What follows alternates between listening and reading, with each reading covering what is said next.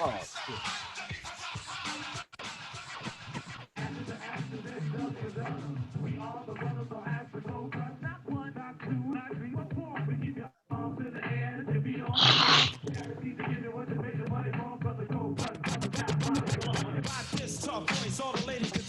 Hey. Here you go. I like this. I like this. I like seeing my people. No Yeah. joke, And it's Tone. on No Facebook. joke, It's on Tone. Facebook as well. This is the best joint. This is my best Cold Crush joint, man. I listen to this joint all the time. Yeah, that one right there is in the rotation, definitely. That was 81. That was 81.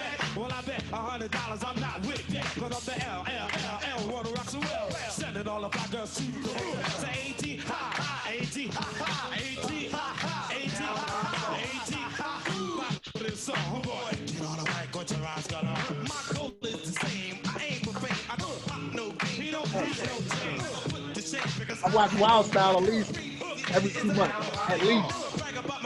Hey, listen. Come on. Sometimes you gotta remind yourself. You gotta remind yourself what it was like. Cause I had, right I, now I had it's to let the, all I, over. I had to let the kids see it. Listen, Yeah, right. man. One of my favorite nights was after midnight. All right, Okay. that was one of my favorite nights.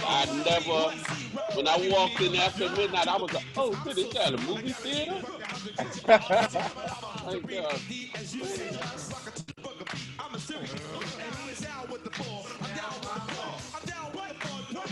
Down by law.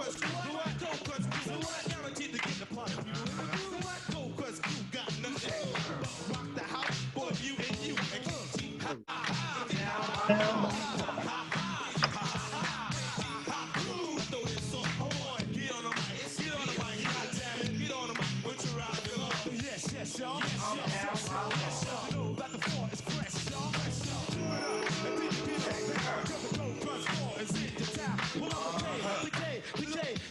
And don't forget the A.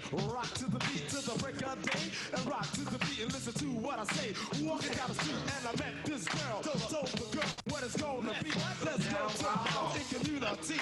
Then I hit her with the rap that was so bad. Well, I took the girl up to my pad.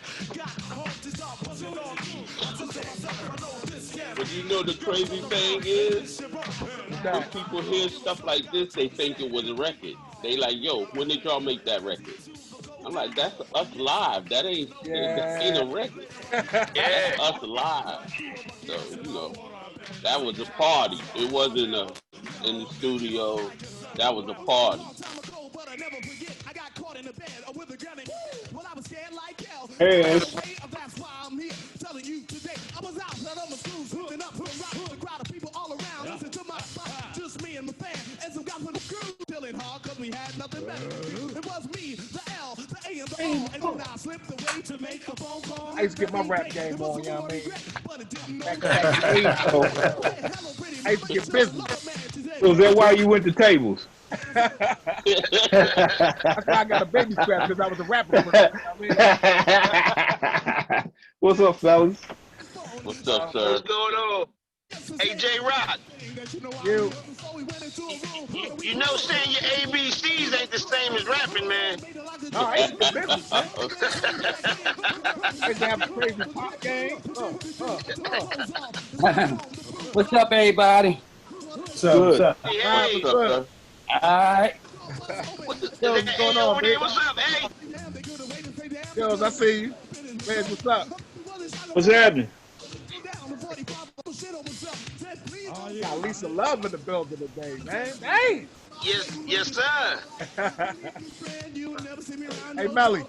Don't ask me why, but he let me leave. I ran 26 blocks and it's out to breathe. Gave Melly, you can hear me? he wasn't too upset when home was all about. Poor Yvette, he was a Peter ass with everything I saw. I seen this picture. He got his mic on. Even though I don't see, even no more, but I know she ain't fine. I know she ain't fine. I know ain't having fine that she was before. I'm trying to make somebody co-host so we don't have no issue like we had last week with Yeah, we messed up all day Oh yesterday. yeah. Awkward. them folks jumping in. I told y'all. They look like they gonna fight. Share a little. See what I told y'all? See you right there. I told y'all. That's my part. I'll dog my face. I want to get you on Did you like your flyer, Tone? Yeah, I like the flyer, man. Yeah, I mean, I had to. What get I a was creative. thinking, yeah, yeah, you pulled in a lot of stuff. I thought, oh, J-Rock did it. He went there. He put in all kinds of different flavors. I'm getting busy on that joint. Yeah, I might have to hire you to do some of my flyers next year. If Who we that have it whistling? next year. Trying to put a smile on their face. Yeah, if we come outside. Yeah. Hey, Melly. Y'all hear that? Hear what? Somebody like whispering. That's Melly. I do it, Jazz. You need me to. Dr. Rick Barry. Well, I'm the M. All right, let me hold like on. all the pretty girls. I serve your monkey ass like Earl the Pearl. Yo, I'm not the Cavs or GMC. I'm gonna stick on the board, man. Can't you see? See? All right, you mean radical? Hello, fly girl. Ron G. Rude. What up, yo? Like, Just can't believe that. that's all. For real. I got it. You got it right. Yeah, but All right, thanks. Sound like the Night Stalker. He sound like the Night Stalker. We had DJ Active on here yesterday. And, Yeah? Yeah. And towards the end, we got some hackers trying to hack the Zoom. The Zoom That was your fault. I couldn't handle it all by myself, so I got some backup today. That's right. Well, they trying to come Your dream work. Get them out the way fast today. Oh, man. Hey, you know, I went to the interview to start talking about them. Hey, Ray, you up there grooving up there too, Ray? Yeah, he is. Ray got all the joints. I'm gonna have to visit Ray. They was playing some shit yesterday. It was off the chain too. Reg got some stuff back there in them crates back there too. I might have to go visit Reg. Man, it's old stuff, man. It's a lot. I got to put a lot of shit in order, but there's some gems back there, man. All right, well, I'm gonna come get some of them gems. Okay. Got that wild stuff. More than welcome. Don't say it. Don't say Is that. that the bar? Hey, Is that the bar? any cat got this Broski album? I can't find the front of it. It's got Out in House of Rock, Eighth Wonder of the World. Starsky? Boy Starsky, yeah. I don't have the album. Man, I've been looking for that. I seen it. It's overseas, but I don't trust buying no shit from overseas. Hey, go to Discogs, man. Sometimes they have some stuff where they can link to the right people. Okay, I'll try when we get off here. It's Love that album. DSCOGS. Okay. Well, it's like that. Well, it's one for baby. Thanks, Group. 12 minutes before we get in there. No doubt, no doubt. the only thing overseas it just take a while to come, but they do work. Like I ordered a lot of stuff from overseas. Yeah, I ordered out my 45 from overseas. Yeah, they got a lot of 45s over there.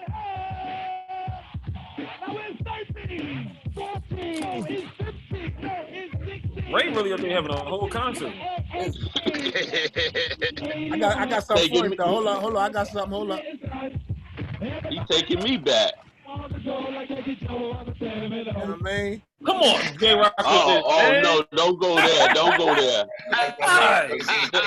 Really, J-Rock? What they did to Cold Crush back in the day. Like my man Jay-Z said, we're going to make them pay for what they did to Cold Crush back in the day. I got joints too. Hold up, man. Y'all got more things than I got. There you go. There you go. The Cold Crush. The Cold Crush. That's when Jam Master had a broke foot. Hip hop. One of the things I was able to do over the course of the last couple of years is interview. Jim Fricky. And I have to tell you, when I interview people like Run DMC, they tell me it was the Cold Crush brothers that taught them what hip hop was all about. So it's fitting that here on the workshop stage, they're going to give you guys a lesson in what hip hop is all about. Who that?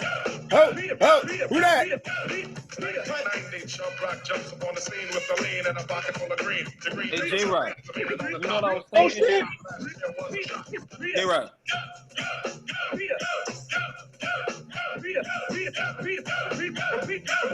them big ass mixers. Look at the mixes, boy. The mixes there. I didn't want to say that about that. Hey. Yo, Dan Aykroyd was there, James Brown was there, everybody was there. Wow. That's love. That was in Seattle. This is in Seattle. What we're gonna do right here is go back. Way back. Listen up, everybody. The bottom line. DJ, what we're gonna do right here is go back. Really back one time. Way back.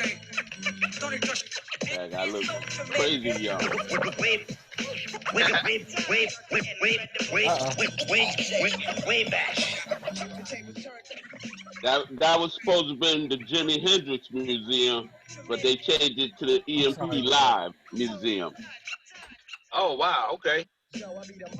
Yeah, that's Paul Allen, Bill Gates' partner back then. Paul Allen, he put up the money for that, and it was supposed to have been dedicated to Jimi Hendrix. Okay.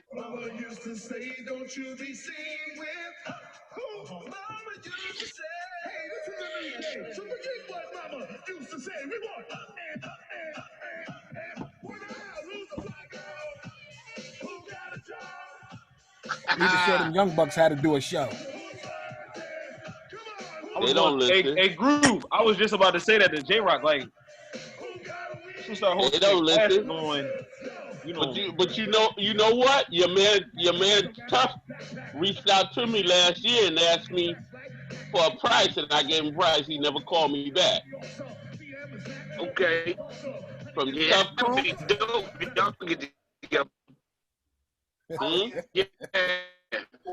That'd be dope if y'all can get together.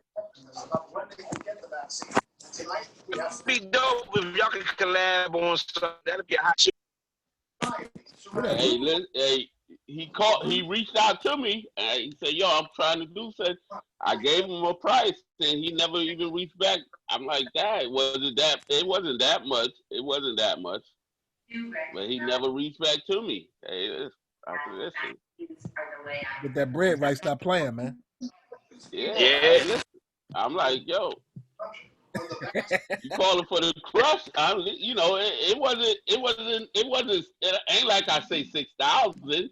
I ain't say nothing like that. Man, gotta cut the check, man. That's all. Hey, listen.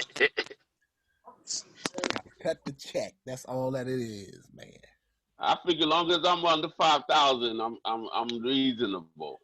But if that number is too much, let's negotiate. That's why I call negotiation. Let me know what's possible, so I can talk to the boys.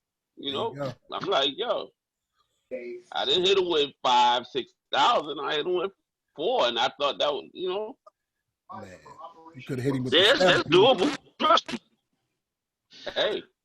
But sometimes people be getting their thing together. How you say it? They be doing research. Yeah, but then you call people and ask them, do they want to partner up? But when you call me and ask me for a price, I'm gonna give you a price. Yeah. Exactly. Exactly.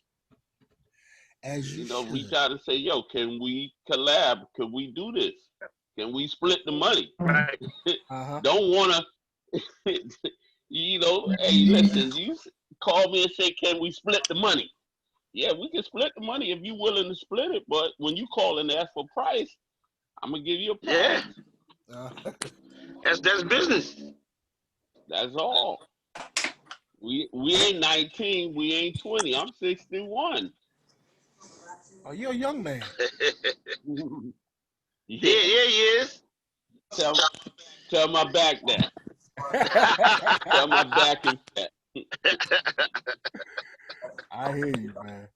I see them speakers you got, man. I saw them big Berthas you had out there. And I donated them to the museum to get the space. I needed the space. Okay. I donated them to the museum. I was like, yo, come get them. Wow. Those was from the Roxy's. I got some joints from Harlem World downstairs, everything. Oh, wow. You got a Hey, lot of sound. my wife is yelling at me every day, huh? Listen, man, don't even go there. You know how I met Fred Tate? You know how I met Fred Tate? How you made me Fred? This guy was trying to get me to battle Fred Tate. Wow. When I went on Fred pages, I said, man, leave me alone. I ain't battling that cat. me and Fred been cool ever since. That's love. Yo, Fred is the only cat made me think second. Made me think 2 times about fucking with him. Nah, Fred ain't nothing to be messed with, man. Yeah, man. I run up on somebody. You know, I've been known to walk up to people party with a sound system like, yo, what's up? I'm like, yo, I'm coming up in here battle. You know, dude disrespect me. I roll in there with a system while he playing. Boom. Yo, give me a space. I got to set up right here. Not Fred. I ain't messing with Fred, though. I ain't messing with Fred. Yeah, because he'll come right back. And he don't care. Yeah, he will. I got EAW 850s, right? Uh-huh. I got 2 tops, I got 4 tops and 4 bottoms. I looked at what Fred had. Fred had like 20 and 20. I was like, I ain't messing with that cat. When he come to battle, he ain't playing. Yeah, Fred don't play. He don't play no game. What's up, party people? I come and stand behind Fred. Yo, Fred, you need me? I'm going to stand right over here. You know what I'm saying? Fred got it.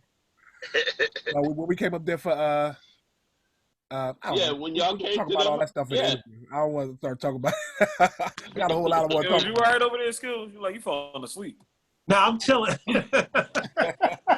You watching anything, yo? Hey, J-Rock, I'm making sure everybody up today. I'm gonna make sure everybody. No, that's I'm my good. assignment. I'm soaking all this in. Cats got beer, they drinking, they eating, they ain't sharing. What's going on? Well, they I'm about to J-Rock a Heineken. Skills a little piece of information over there, man. He was dropping some jewels the past joint. he knows Skills, you be knowing your history. Oh, thank you. Yeah. Thank you, man. Appreciate it. Yeah, you was dropping a lot of student, stuff. man. I'm a rap nerd. Spread the word. Yeah, I got a few questions. We're gonna wait though. I got some. I know that. I got a few answers. I hope. Yeah, you was there. So. Yes, indeed, man. Oh, I should have got them pictures up too. Don't go there. Don't go there to the Jerry curl and all that. I ain't know how cool you wanted to be on the flyer, so I ain't go too far back. Hey, listen. I got with the boots. It's me regardless. It's me regardless. I can't deny it. Listen, there you go. I've been through the decades, man. I done seen it. Yeah. Elevated shoes and all that. I done did it. Shit, I was Huggy Bear for a minute with the elevated shoes. I did. Hey, listen, I'm just happy to still be here. That's all. Yes, sir. That's the blessing. I'm happy to have been able to create something to be able to touch hands with a lot of the folks that I've looked up to and admired for years in the not DJ game, because I wasn't DJing the whole time, but in the hip hop game. Right. International DJ Cafe has given me a chance to meet a lot of my heroes, to be able to be friends with. Like I could make it on the phone. Yeah. Hey, with a lot of guys that's what it's about. Yeah, and that's what it's about. You know, I appreciate to see the cats that tell you, yo, cats used to tell us, yo, that shit ain't going nowhere. And now they millionaires from it. Yeah. I'm like, how that shit happen? Right. How that shit happen? Y'all telling us it ain't going nowhere, but then y'all become millionaires off the shit. I held Russell Hand. I held Russell Hand teaching them this shit. Wow. He brought LL to me. Wow. He brought LL to me as soon as he signed him. yo, could you mentor this kid? Yeah, send him to me. Send him uptown. Hey, Jay, this is gonna be a dope one. I know. We I had already like, know. That's yo. Trust me when I tell you. And it's 6 o'clock already, so let's get it. Here you go. Perfect segue. Bang, there he is, the man of the hour, Tone Crush, DJ Tony Tone from the legendary Cold Crush Brothers. Yes, sir. Peace, brothers, peace. After doing well, I already knew the history, but then I looked on I was on Wikipedia. I'm sitting there looking up. I was googling a lot of stuff, and I come across the names Baron and all your all the guys that was in that sound battle when we went to when we came up there to Mount Vernon. Yeah. I didn't know that I was judging a sound battle for these legendary cats. So I'm sitting there like I'm looking at the names. We happy to still be here. The names that were in the that I googled, I'm sitting there. I googled your name and all their names popped up, but I wasn't really aware of them because we were just judging the battle. Me and Fred Tate came up there to judge the sound battle. So I'm like, oh my god, like these guys is responsible, like ground floor of hip hop, and I have the pleasure of being able to come up here and judge a sound battle for some guys that put the footwork in to start this thing. That's big for me. Well, like, I don't know if anybody else. I started with them. Exactly. I started with them. Yes. And then I broke off and started the Cold Crush. Okay. So let us know that the grassroots of it, where everything coming from the beginning of the hip hop era, where you started your faction, like coming from them to Cold Crush. Maybe 10, 11, 12, I was working in a record store. So this 74, I'm going into high school. And me, Africa Bambaataa, Starsky, Tila Rock, Andre Harrell, we all in the same high school together. All of us is in the same high school. But this thing, it's not hip-hop. We just jamming. It ain't hip-hop yet. Yeah. This is like 5 to 6 years before a rap record. You know, we just jamming. Starsky, you know, he was doing parties in Burger King on Wednesday night. That they used to shut the Burger King down and let them do parties in it. But you know, $2, $3 parties. We didn't, you know, we was pushing it like we wanted to go someplace, but we wasn't like masterminding it for it to go someplace. We were just doing what we liked. So my god brother, yo, you ever heard of Kool Herc? No, I never heard of no Kool Herc. So he said, well, I'm gonna take you to see Kool Herc. So he took me to this place called the Hevalo. Yeah. And I walk in there and I'm like, I'm thinking, you know, I know records. I go to the one stop. I'm rattling off what I want off my head. I ain't got it wrote down. So I'm thinking, I know music. I'm in there, and this cat ain't playing nothing we selling in the record store.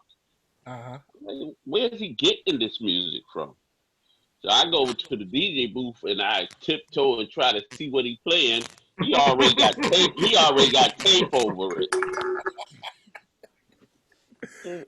Why he hiding the name? Why he hiding the name? So now I'm looking at the covers. I'm trying to catch the covers, and they real secretive with their shit. But the vibe is crazy.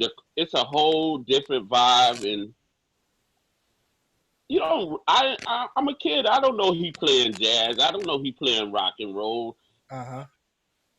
I'm just hearing music. Yeah. And people are dancing, you know, and he playing Etta James, Love Unlimited, and Santana, Jake Giles. I'm like, what the fuck is all this? I ain't never heard none of this shit. So now I gotta start doing my homework and finding out what this is. So, you know, Herc has always been like a gigantic figure. Yeah. But nobody could get around him. Nobody around him. So I'm like, I'm in Arthur Park one time. The guy that owned the T Connection, they used to call themselves the Super DJs, and they would play in Arthur Park, and it would be crazy out there. So I see Herc, and I creep up behind him. I'm just standing behind him. I'm a little shorty. I'm standing behind him, and I could feel his presence. I could feel his. Damn, what the fuck is this dude? Who is he? I'm telling you, J-Rock, it felt so crazy to me to be standing behind him. I felt his presence crazy. So I was like, we start doing homework and all this, but you know, I'm doing the little stuff. I'm DJing for dances and shit. And I'm saying, this dude, I had to change up my whole shit. I had to change up my whole style of DJing and how I was looking for records and how I was finding records. And there wasn't no cutting and scratching. It was playing the record from beginning to the end and on to the next record. And that's what people don't, everybody keeps thinking it started with the scratching. No, that came later. It involved, it grew into that. At first it was just, you had to know the music, you had to play it right, you had to know when to play it. Playing Melting Pot, playing Mardi Gras from the beginning to the end. You playing Just Begun. I played Jackson 5 the other day, Hum Along Your Dance. Come along, yeah. This dude came up to me, this was September. He came up to me, he said, yo, I ain't never heard that. What is that? I said, you ain't never heard this?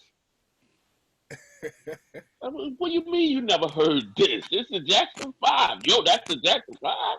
I said, yeah, it's the Jackson 5. It's the Jackson 5 before the Jackson 5, before the Jacksons, all that. This is the homegrown Jackson 5. But they probably wasn't playing the instruments and stuff. But this shit is crazy. Like, yo, this is what music was. Yeah. And you know, when you doing stuff and you playing Donald Byrd and people look at you like, what you doing playing Donald Byrd? I'm like, this is what hip hop started on. Yeah. I could play 100 joints and this is what hip hop started on. It ain't all that you listening to is after fact. That's all rubbish, garbage. This is true hip hop right here. When the dancers used to dance and they be mouthing, they be going, it's an instrumental and they mouthing the instrumental because we was connecting with the music. Yeah. They're not connecting with the music no more. All the music back then had a message to it. It said something to you. It touched you. You don't get that no more. Yeah, no longevity in the music. You don't get that no more. So when you can hear some of that, listen to it because it's talking to you. And like you don't know music. You don't know music. Listen at this. So Mandu, incredible bongo band. Come on, it was incredible. It was like, whoa, what the fuck? It's all instrumental. It ain't got a word in it. So what was it? If it got a word, it got.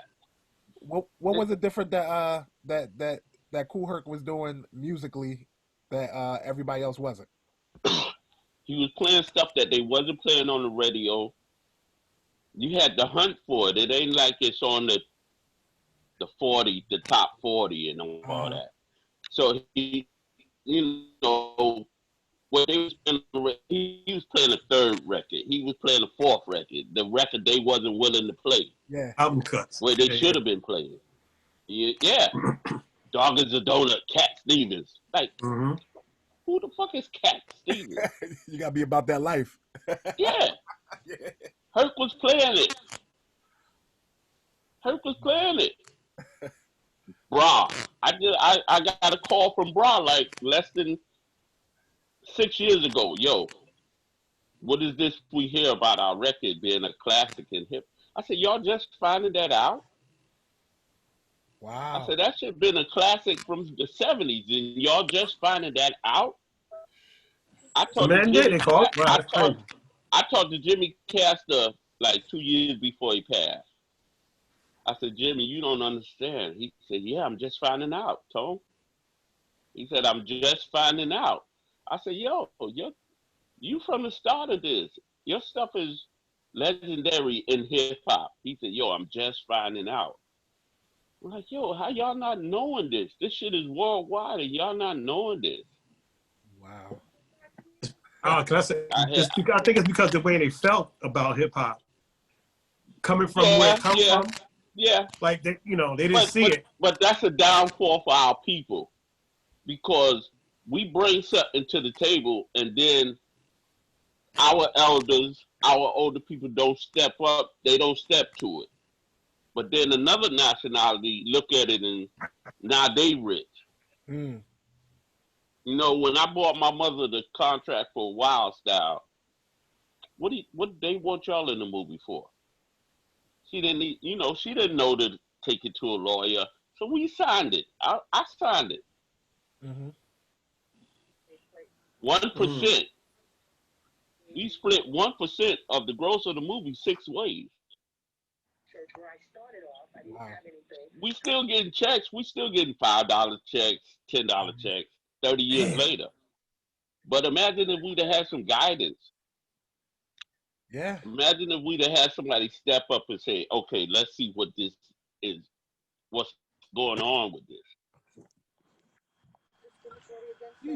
Like maybe 2 years ago, I paid $20 for it on iTunes. Like it's still it's a collector's item. You when you see it, you go get it. If you're about that, if you're from I'm 49. That's a no-brainer. I sat down with my kids and watched it because all they know is CDs and all that kind of stuff. They don't know turntables and all that. So I tried to show them hip hop from the ground up.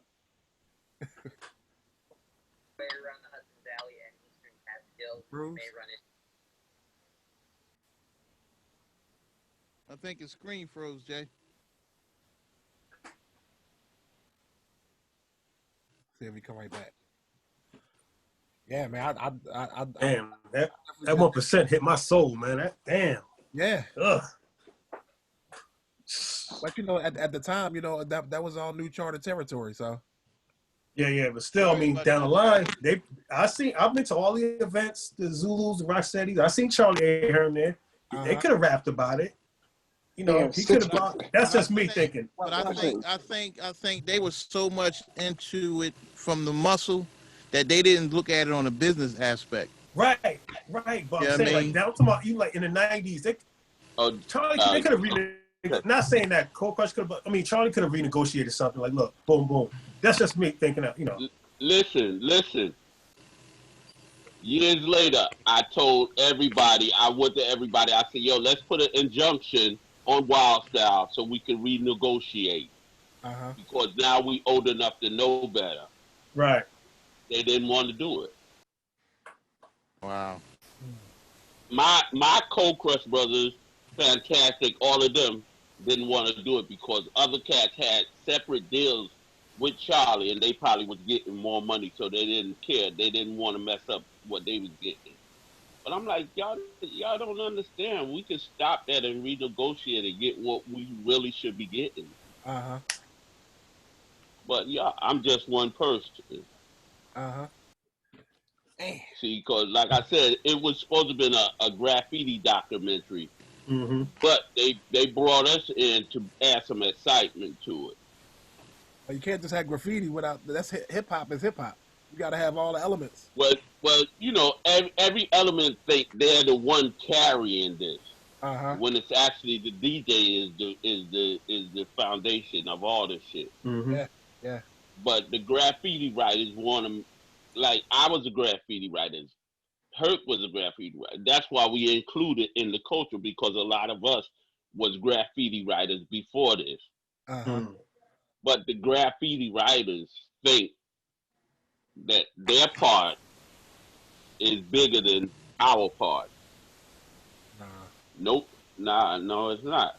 Nah. That's why we pull all the parts together. So all the parts, a chair got 4 legs.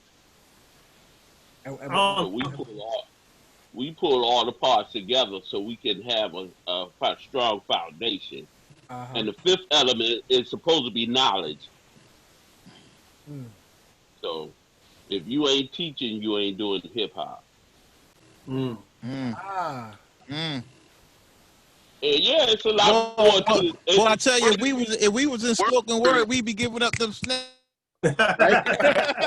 Ain't lying.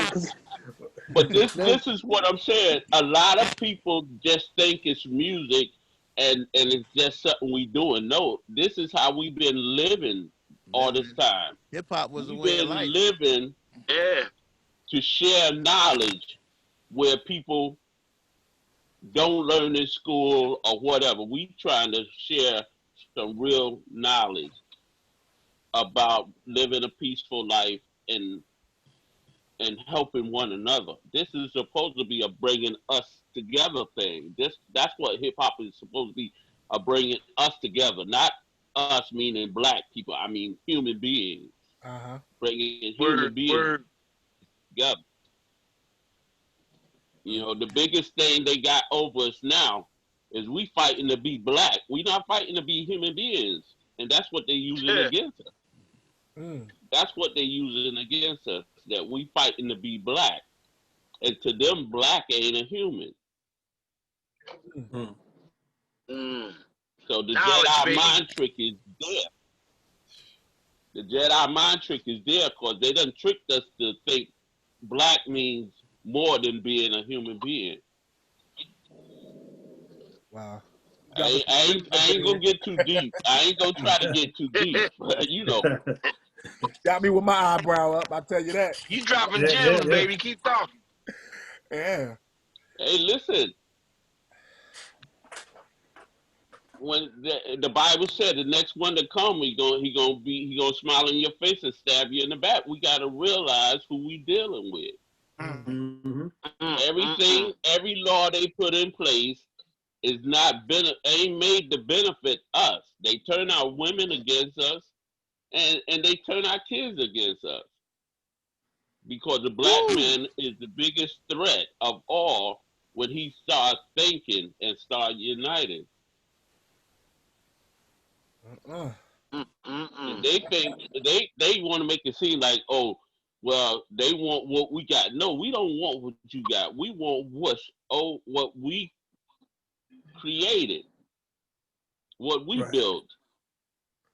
We don't want your shit. We want our shit. Yeah. The shit you took from us.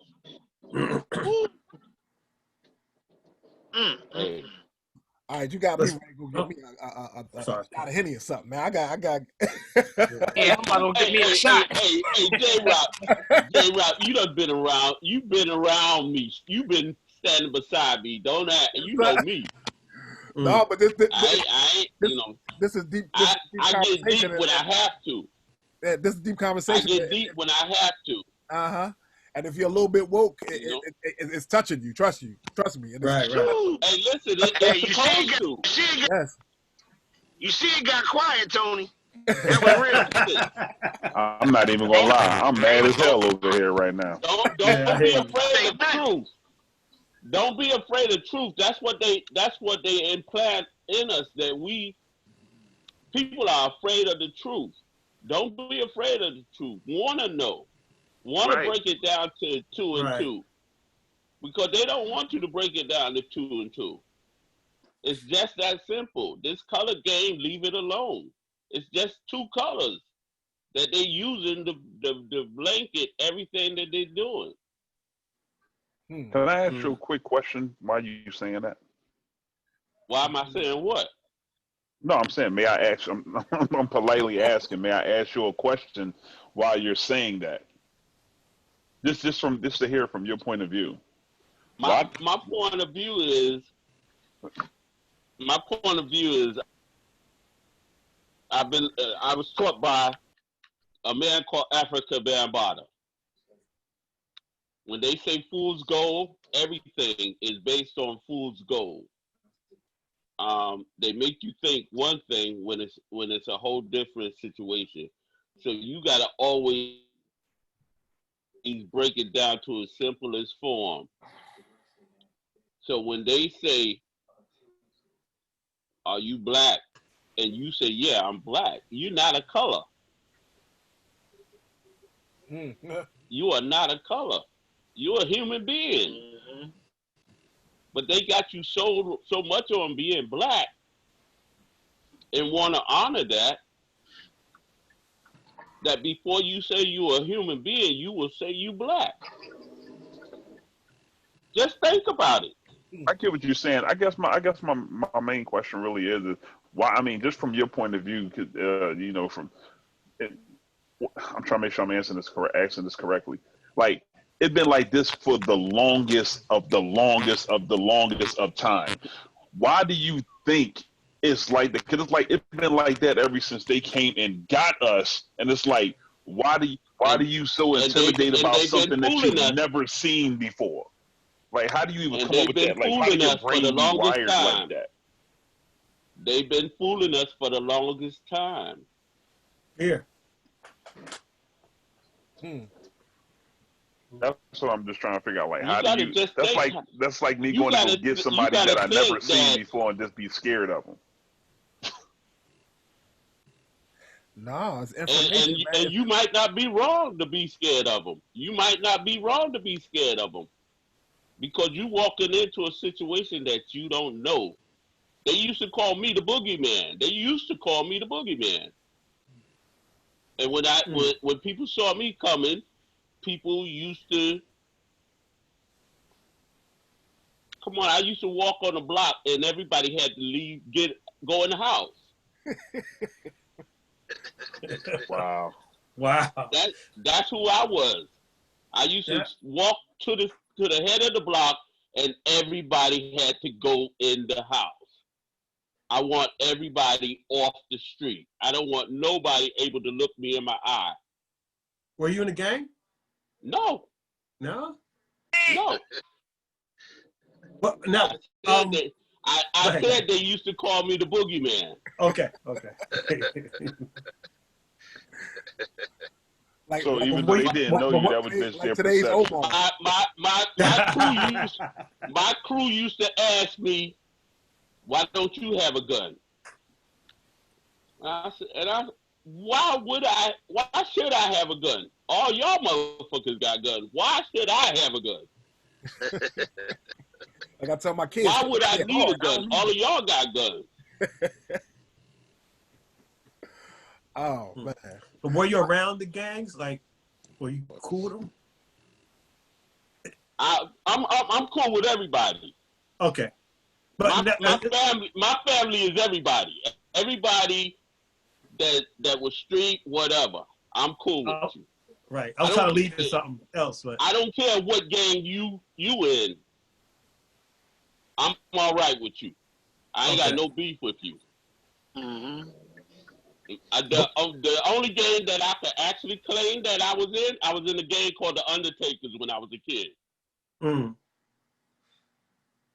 And then I had no need for a gang after that.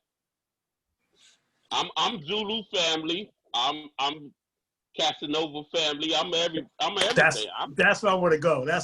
I'm sorry, J-Rob. I'm sorry. No, you good. You good. That's why I know before. Now, so all right. Casanova was post like Spades and all that, right? That was after the Spades. Yeah, they about the same. Yeah, but okay. Now I'm sorry. Like you remember the big truce once they killed Benji? Yeah. Were you there for that? No, I wasn't there. Africa Bambaataa was there. I wasn't there. Oh, okay. I wasn't there. All right. But I was trying to get a man a case, man. No, because if he knows what I'm talking about the truce. Once everybody crushed everything, that's how all the crews got together, and that's how the hip hop started really growing once they did the truce. Am I right, Tom? I could be wrong. You wrong and you right. Okay. You wrong and you right. because the Bronx was like, you couldn't go on the next block because that was a different game. Right. But once we start playing music in the street, everybody started taking off their colors, and you know. That's it. Okay, it got yeah. better. That's what I was getting at. Thank you. But I was that cat that. What? Okay, I'll be back. Who you want to go with you? I don't want nobody to go with you. I'll be back. Because I'm coming to talk. I'm actually coming to talk. Using your relationships. I'm just coming to talk. But everybody got this thing about when they see me, they don't know what's gonna happen. But I'm coming to talk. I'm coming to find out how far we going with this before it gets out of hand. Wow. But that's a whole nother me. That's a whole nother me. I mean, that was a whole nother me. That was a whole nother me. And I only speak about it because it happened. That's how it was back then. All right, so let's get back into you, because like, we got the Cold Crush, but you're still a DJ and you're into sound at the same time. And well, I've been in the sound since '75. Yeah, so all that is before that, right? All that is that's all before Cold Crush. When I started Cold Crush, I had sound system. I had B36s and all that. You know, I had 7 Vegas, 300 Crown 300s and all that. You know, so when I started building the Cold Crush, I had everything I needed except for a DJ partner and some MCs. Okay. When they came to me, I had everything they needed. I started with Breakout and them. We built up the sound system. It's called the Mighty Sasquatch. We still call that system the Mighty Sasquatch. It got history. You know, Herc taught us. Herc showed us what to have. Herc had Devil 15s in the 70s before we knew what Devil 15s is. Herc had Macintosh. He always had Macintosh power amps. So when you hear cats say, yo, them niggas from the Bronx, they have shit, they was bums, call them a fucking liar, because they lying. Herc had Macintosh from day one. He had the Pioneer crossover. He showed us how to three-way a sound system. All that. He showed us that. So you don't try to take nothing for Herc about him being the catalyst to start this, because he showed us. But some cats, you know, now they want to be hip hop. They didn't want to be hip hop back then, but now they want to claim hip hop. Well, see, now it's also like you still have the DJ side. Like we talk about you, and we also talked about Herc with the spinning of music, but talking about the technical side, the sound side, that you're saying that Herc taught a lot of you how to do the three-way systems and stuff like that as well. Well, when I say taught, I mean we watched and we stood back and watched. When I was hip hop, you learned by watching. It wasn't no I tap you on the shoulder, I'm gonna teach you this. Nah. Yeah. You learned by paying Herc was a gorilla. Herc was a gorilla, and the rest of us was chips. Bars. Hey, I'm telling you, the cat was a gorilla. And you know, I know there's some stuff going around. Oh, he's Jamaican, and Jamaican helped start hip hop. I ain't never heard him play a reggae song. Deep. He didn't start hip hop playing reggae. He started hip hop playing James Brown, Jimmy Castor, and all that. So, granted, he's Jamaican. Yeah, a lot of them are Jamaican. But like I said, he wasn't playing reggae in his parties. Well, I never heard that the music was Caribbean, but the sound systems come from the Caribbean. The traditions, the culture. Like that's what they listen. said.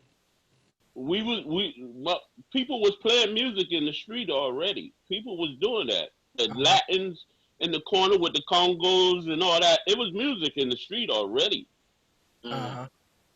He changed the game because of what he was playing and how, and he was playing it.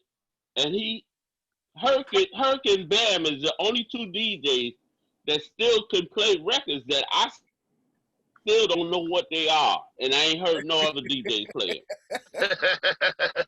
Wow. And I've been doing this since 74, 75. I was born in 71. Sheesh. Yeah, right. Listen. Like I said, I've seen some decades in this shit, man. I've seen it change up 8 times. I've seen it. Wow. I've been in the trenches. All right, so during the time with Baron and coming up in the DJ, was it battles and stuff during that time before you got the Cold Crush stuff situated? Yeah, it was always battle. We always battled. Sound system getting blown out. I used to hear stories about this kid going to Harvey Sound. Harvey Sound is on 45th and 6th Avenue. Luxury system, all that shit. And I used to hear tales of this kid going in there with a shoebox full of dollar bills, and they was talking about her. Wow. You that cat when you got a tale, you got a fairy tale attached to you.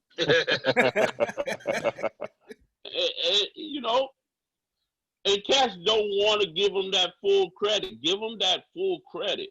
I was in Denver and the kid fainted in my arms. I told him who I was and I had to grab him because he passed out. He's like, yo, who you say you are? I said, I'm Tony Tone for the Cold Crush. He's like, that's what I thought you said. He pulled out his phone. His screensaver was Cold Crush Brothers. Wow. He's like, yo, y'all like a myth. Y'all are like a myth. I would never think I would walk up on you in Denver just standing in the park. I'm like, yo, we human beings. We human beings. Even when I say after midnight, when I could have grew up in Philly. I could have grew up in Philly. My aunt wanted to keep me in Philly. I could have grew up in Philly. I don't know if I'd have been Tony Tone in Philly, but after midnight is one of the favorite joints. Yeah. Come on, Philly is second. Philly is like that third or fourth home. Always been. Always on the low, I don't, me and Cash Money is like family, but I never see him in Philly. I ain't never ran into Jeff or whatever. I run into cats in Philly and they was like, you ain't Tony Tone, get the fuck out of here. I'm like, okay. I don't even push it. I don't even push it. Like, yo, if you don't believe, why would I say I'm Tony Tone? Motherfucker, if I was to say somebody, I'd say I'm Will Smith, motherfucker. I don't know if I say I'm Will Smith neither, because he got some stories behind it. I don't know. But, cats don't like, they don't like to hear the truth, man. Come on, Jay, I come out there and I be in the park with y'all. I ain't putting up no smoke. Yeah. I ain't pressing like I'm more than nobody. I'm here. I love music. I love sound system. I'm there. You know what I'm saying? But at the same time, I just got a story. And that's the main thing, being able to be reached, and at the same time, people have to respect that story and that history behind it. Like, you're responsible for a lot, and that story needs to be told, and everybody needs to know. Like, especially our younger DJs, because today's time it's just all about money today, and the culture of hip hop. Yeah, and this is like the carrot in front of the horse shit. We gonna lead you away from where you should be going. We gonna give you this $1 million, but you gotta act so like you this. don't touch that. So you don't touch that $50 million. You know what I'm saying? Yeah. We gonna give you the million, but we ain't gonna let you touch the 50 million. Mm-hmm. All right, so I just. So and even cats out my age, even cats 50 and up. Uh-huh. I talk to them and I say, and they find where they at. I'm like, how you find where you at when you see motherfuckers is being millionaires? How you think they get in there? They get in there off hip hop. Yeah. And y'all just don't care. You know, long as you figure you are right, you don't even care. Uh-huh. What about your kid? What about your grandkid? What about your great grandkid being all right? Now let's. So they making sure they kids is all right. Okay, I don't mean to skip around, but since we're talking about like the kids and all that stuff, the feeling that you got going into that museum, seeing your information and yourself in that museum. In which museum? Because I'm in 3. Okay, talk that shit. Talk heavy right there. Talk heavy. Which one you talking about? The Smithsonian? The Smithsonian, the African American Museum. I saw that. Listen, man, it's I don't want to jinx myself, but if I die right now, I'm living on because I'm in museums. Like I said, if you ain't teaching, you ain't doing hip hop. And say that one more time. I took my kids for the first time 2 years ago to the Smithsonian. If you ain't teaching, you ain't doing hip hop. Oh man. So when they came to me to be in the Smithsonian, I turned it down the first time. You know what she said to make me accept it? What was that? Emmett Till. Ouch. Ouch. Bingo. Yeah, that I hurts. turned it down. I turned it down. She said Emmett Till mother. And I said, what? She said Emmett Till mother. I said, okay, I'll do it. Wow. I said, okay, I'll do it. Because if that man's mother can donate one of the first coffin he was buried in, because they dug him back up and they buried him in a second coffin. I said, I want to be in the same building that's in. Mm-hmm. It's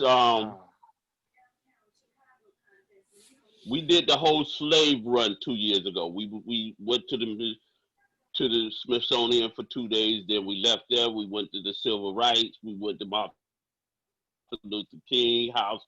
We went to the Lynching Museum. We went to Montgomery. We went to Selma. We went across the bridge. And this is what all of us should do. This is what all of us should do so we can understand why we shouldn't be fighting to be black and we should be fighting to be human. Because every place I went, kidnapping, separation, get the weapons out of their hands. That's what I read. Every place I went. They've been working on us ever since. They've been doing the same shit to us ever since. Ain't nobody been prosecuted for lynching. Nobody for the last 200 years and still ain't getting prosecuted. If I was 20 years later, if I was 20 years younger, some cats might be disappearing.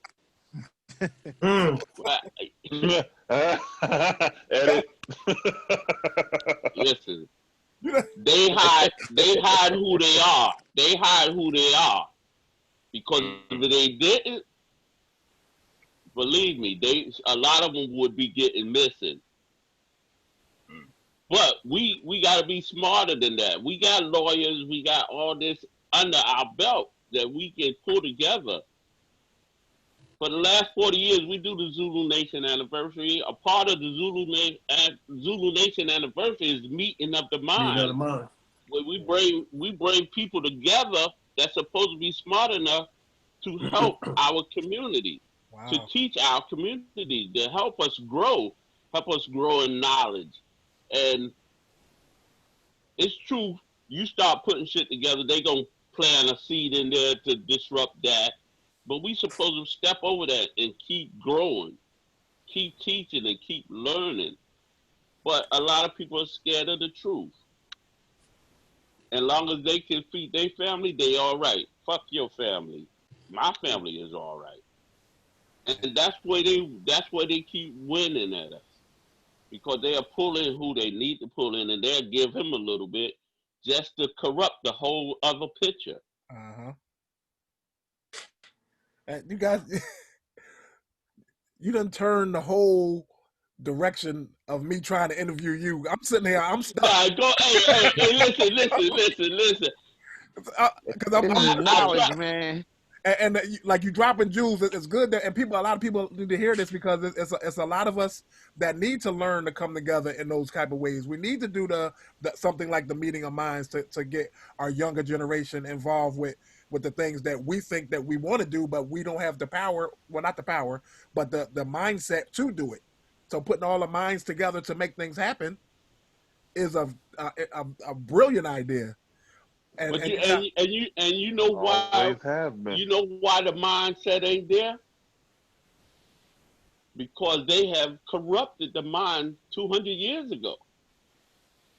They corrupt the mind 200 years ago, and just like we do this Thanksgiving shit and this Christmas shit, we constantly do this shit over and over again. Why? That's what I want to understand. Why? Why do we perpetuate that shit and keep it going? It's not in our favor. But every year I gotta go through an argument with my wife about Thanksgiving and Christmas and putting up the tree, and I'm like, yo, tell me why we doing that shit? And then they change the shit to Hanukkah. Yeah. Huh? Because we've been conditioned for the last 400 years. We've been conditioned before. We've been conditioned since the 1600s. Yeah. This shit ain't just come. They need to hear this.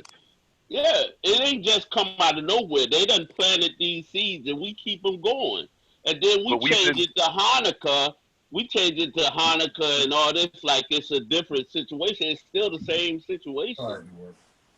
Because we've been conditioned to condition our ancestors. Our ancestors were conditioned, and our ancestors have been conditioning us for the last 400 years, 400 to 500 years. It's the mindset. We have to change the mindset first. In order for that, we have to stop. We have to change the conditioning. And then when the problem is, as we try to listen to brothers like you say these type of things, you have other brothers who say like, they don't know what they talk about. They full of shit, yada yada yada. And there we go. As soon as we learn to come together as a people in our mind, then the rest of that will perpetuate the positivity that's there and within us. And that's when they start that, he just an old cat. He just an old cat. Exactly. You know. Exactly. Oh shit! Or they'll label you as the old angry black man.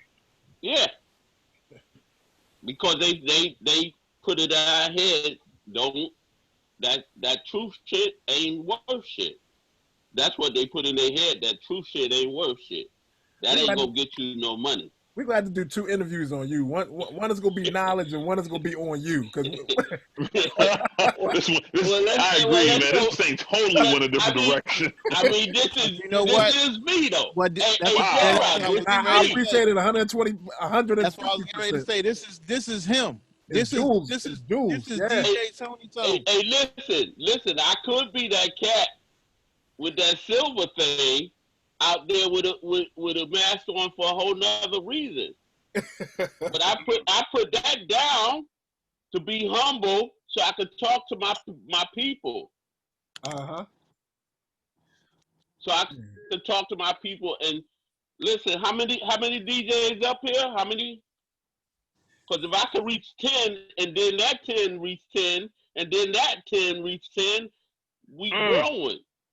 Brother, I have been saying that for a few years now. If I just reach one and they tell two friends and so on and so forth, so if maybe we can get this turned around, the mindset and the way of thinking of us as a people, and we can start helping each other instead of trying to tear each other down. Listen. And that's so super hard to do, man. I wish it was that simple. I wish, you know, because it can be done, Jay. It can be done. It can be done. We have to change our way of thinking, brother. It's always anytime this thing that ever happened, always is broken down from within. It's never from outside. Yeah. It's always from within. You gotta be strong within. You gotta know your worth. You gotta understand. Oh, we should go back to Africa. Nigga, you wouldn't last a day in Africa. You never been to Africa. What you talking about? How you gonna go back to some place you never been? You ain't never been. Yeah. You ain't never been. As soon as you get off the plane, you're gonna get robbed. Y'all laughing. That's a fact. I've been over there. That's real shit. That's real shit. As soon as you get off the plane, and they don't see us as Africans or blacks, so that African American is a crock of shit. Because they don't see us as, they see us as a Yankee cotton picker. They do not respect us. Listen, we don't respect ourselves. The thing say Africa America means property. Stop using it. Stop saying you are African American. The law in African America means that you property. No, I ain't property. I'm a human being. Thank you now. They need to hear I ain't this. a fucking cow. They need to hear this. I'm they not need to a hear cow. this. I'll be saying it, motherfucker. Tell me I'm on some other shit. They need to hear this. That African American bullshit is a farce. Cause you can't. Listen, I got a GED. I ain't got no summa cum laude or nothing. I got a GED and I got sense enough to understand that I'm a human being. I ain't property. I ain't nobody property. I'm a human being. All right, so let's get back to DJ. Okay. You ain't teaching, you ain't hip hop. I'm getting ready to say same thing. This hip hop history right here, baby. Yo, I'm sitting like that. How the heck we gonna segue out of this? Hey, we gonna just do it. Come on, hit me with the questions, baby. Hit me with the questions. I got a question. All right. Go ahead. What made you? What was it that made you form Cold Crush? You got 5 minutes? Yeah, I got 25 minutes. Listen. So we was as the Brothers Disco Funky 4+1, they had the record out rapping and rocking the house. So we was we had a show in Queensbridge. So I always heard about Queensbridge, how rough it was and all this and that. Oh, if you go up in Queensbridge Center and all this, so I heard about that. But I does my homework. I used to do my homework. So we pull up in the van. So I stop everybody from getting out. I said, listen, this is the plan. When we go in this place, y'all go to the left and I'm going to go to the right. I'm going to sit in the corner. I told Breakout Brother, I said, listen, if y'all get in any beef, don't argue. Raise your right hand. I'm going to go out to the van and I'm coming back in and get y'all. No lie. Every 2 records, it was a fight in this place. This how wild Queensbridge was. Every 2 records, it was a fight. They got on the stage trying to, figure out what time the show was. They got into an argument with the DJ. You turn that basement light out? So his brother raised his right hand. So I went out to the van to get the thing and come back in and get them out of there. So by the time I got to the door, they was coming out. So we got in the van, we pull it off. My man was like, yo, blast off. I said, I'm not blasting off, man. Let's just get out of here. Let's go home. So we get to the Bronx, we go to White Castle, fight break out there. Boom, boom, boom. So I'm like, yo, we got all these guns. Let's get out of here. So we go to Breakout House. We get at the Breakout House. Fight break out. among us. 4 of us get to fight. So we there. Now the shotgun come out. Bomb. I gotta grab the shotgun, unload it. Yo, boom. Doberman pinches come out. Bang. Now we gotta rush one of us to the hospital. So I said, you know what? I said, listen, I'm gonna start my own crew. Breakout look at me like, what do you mean you gonna start your own crew? I said, yo, I'm gonna start my own crew. So I started the Cold Crush. Every place we went that night, it was a fight. It was a fight. Where did you get? Where did the concept of the name come from? The name, I got this thing about me. I dream up shit. So I had a dream. Cold Crush means taking no prisoners. That's what Cold Crush actually means to me, to us, taking no prisoners. Okay. So that's why it was named Cold Crush Brothers, because we all are brothers. If we got something to do, we gonna come together and do it. Whether Cash is doing his thing, I'm doing my thing.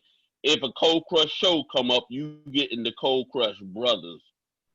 We come together to do that show. All the way out till we 70. But Cold Crush Brothers mean taking no prisoners. If you want to, this dude reached out to me. He's like, yeah, I want to put a fake battle together with y'all in Jurassic 5. I said, listen, if you put battle on that flyer, it's a battle. There ain't no fake battle. If you put battle on that flyer, it's a battle. And he was like, for real? I said, yeah. I said, we don't fool our public. We don't fool our fans like that. We not just gonna come in. I said, we could play together. You could build it as, you know, this is a show and you got Jurassic 5 and you got Cold Crush Brothers on the same show. But if you put battle on that, that's what it is. That's what it is. So Cold Crush was made in the dividing of the two groups. No, a Cold Crush is a whole. I know, but what was it an issue? Was it an issue there that made you just branch off, or it's just a separate entity? I had to become. I wasn't the leader of that. I was a part of that. I had to become a leader. Okay. To put my thing together the way I wanted it to run. I got it. That's why you got a lot of tapes of us. That's why you got a lot of pictures of us, because I put my thing together as a nation. Yeah. Okay. We ain't a crew. We brothers. Yeah. We gonna build this like we brothers. So would you say that back then it was more the DJs that was responsible for putting crews together? Well, the DJs is the pinnacle of the whole thing. Thank you. This is why I don't understand why you talking to the MCs. The MCs ain't put nothing together. The DJ put all this together. Oh, it was put together around the DJ.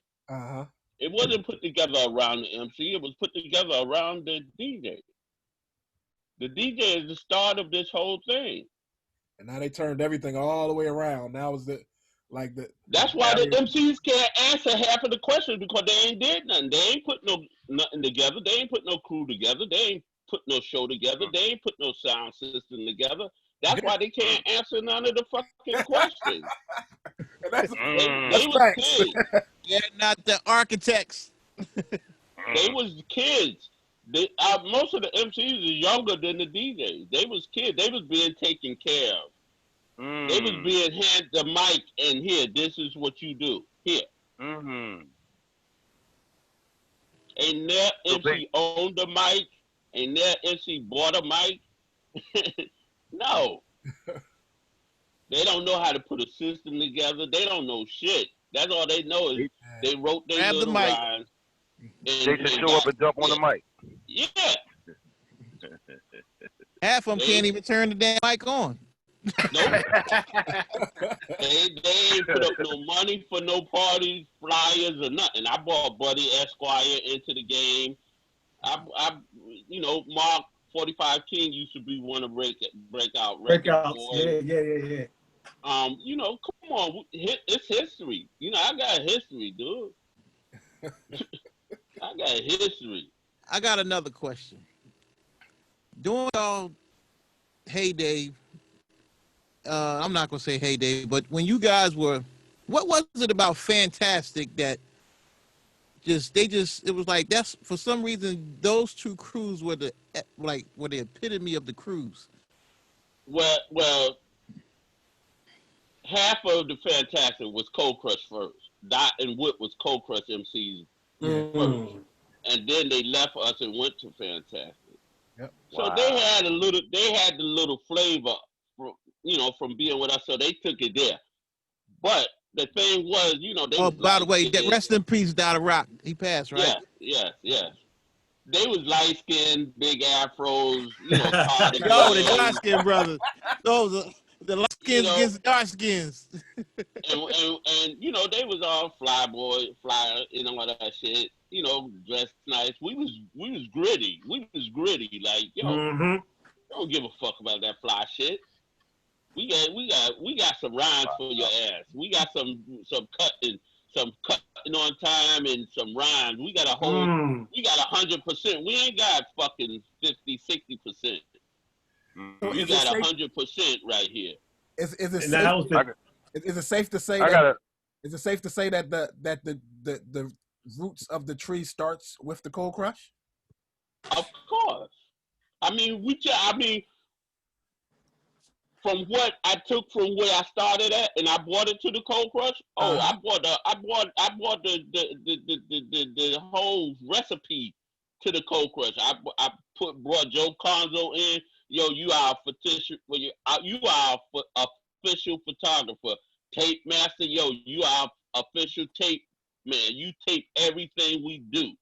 We used to stop the party. It seems a lot of things was taken from the Cold Crush to make other things. So that's what I'm saying. It's safe to say that the foundation, because a lot of different things are started from the Cold Crush. Yeah, I mean, and this is what everybody running around here talking about. They did this first. Where your flyers at? Where your documentation at? Because we got all that. We got all that. Bingo. I got a question for you. What was it like to be a part of the very first hip hop movie ever, Wild Style? Y'all were an integral part. Well, like I was telling them earlier, that was supposed to be a graffiti documentary. Oh, I missed that part. I'm sorry, brother. But it was so boring that they brought them to us to bring some excitement into it, and that's what we did. But like I tell these cats, I said, listen, we can put an injunction on that shit, because he didn't come to us to say, yo, here, this is your script, read it and learn it. He just said, yo, say what you would say. He had us saying being who we were. Mm-hmm. He didn't have no So y'all just blasting off with how y'all normally do. But one thing I noticed about that soundtrack is there's only really 3 songs that everybody used. Because everybody used. Is that because you weren't allowed? You didn't have the clearances to use other stuff, or? No, because they made those tracks especially for the movie. Oh, gotcha. They made those tracks especially for the movie, and when we tried to tell them, they didn't want to listen to us. So we picked the best ones that we could do, and just utilize what we had. I thought it was copyrights. I thought it was because of copyrights. Nah, they So all that stuff that Chase and all y'all was cutting, that's because that's all that they gave y'all to use, or? Yeah. I heard that story. I heard. Wow. Yeah, they went in the studio and they made those tracks up for the movie for us to use in the movie, and we just did what we could with it. But a lot of stuff that you would have been using anyway would have been stuff from other artists anyway, correct? Yeah. So and Charlie did the shit. He did the shit on his credit cards and what he had in the bank, and he ain't had no money. He ain't like he was a rich cat doing it. He just somebody that fell into something that made him money. I got a question about Wild. Go ahead. Before we move on, and it might have hit the editor's floor, but I want to know. In that amphitheater scene, were you guys on that stage? Did y'all perform on that stage? Because it wasn't in the movie.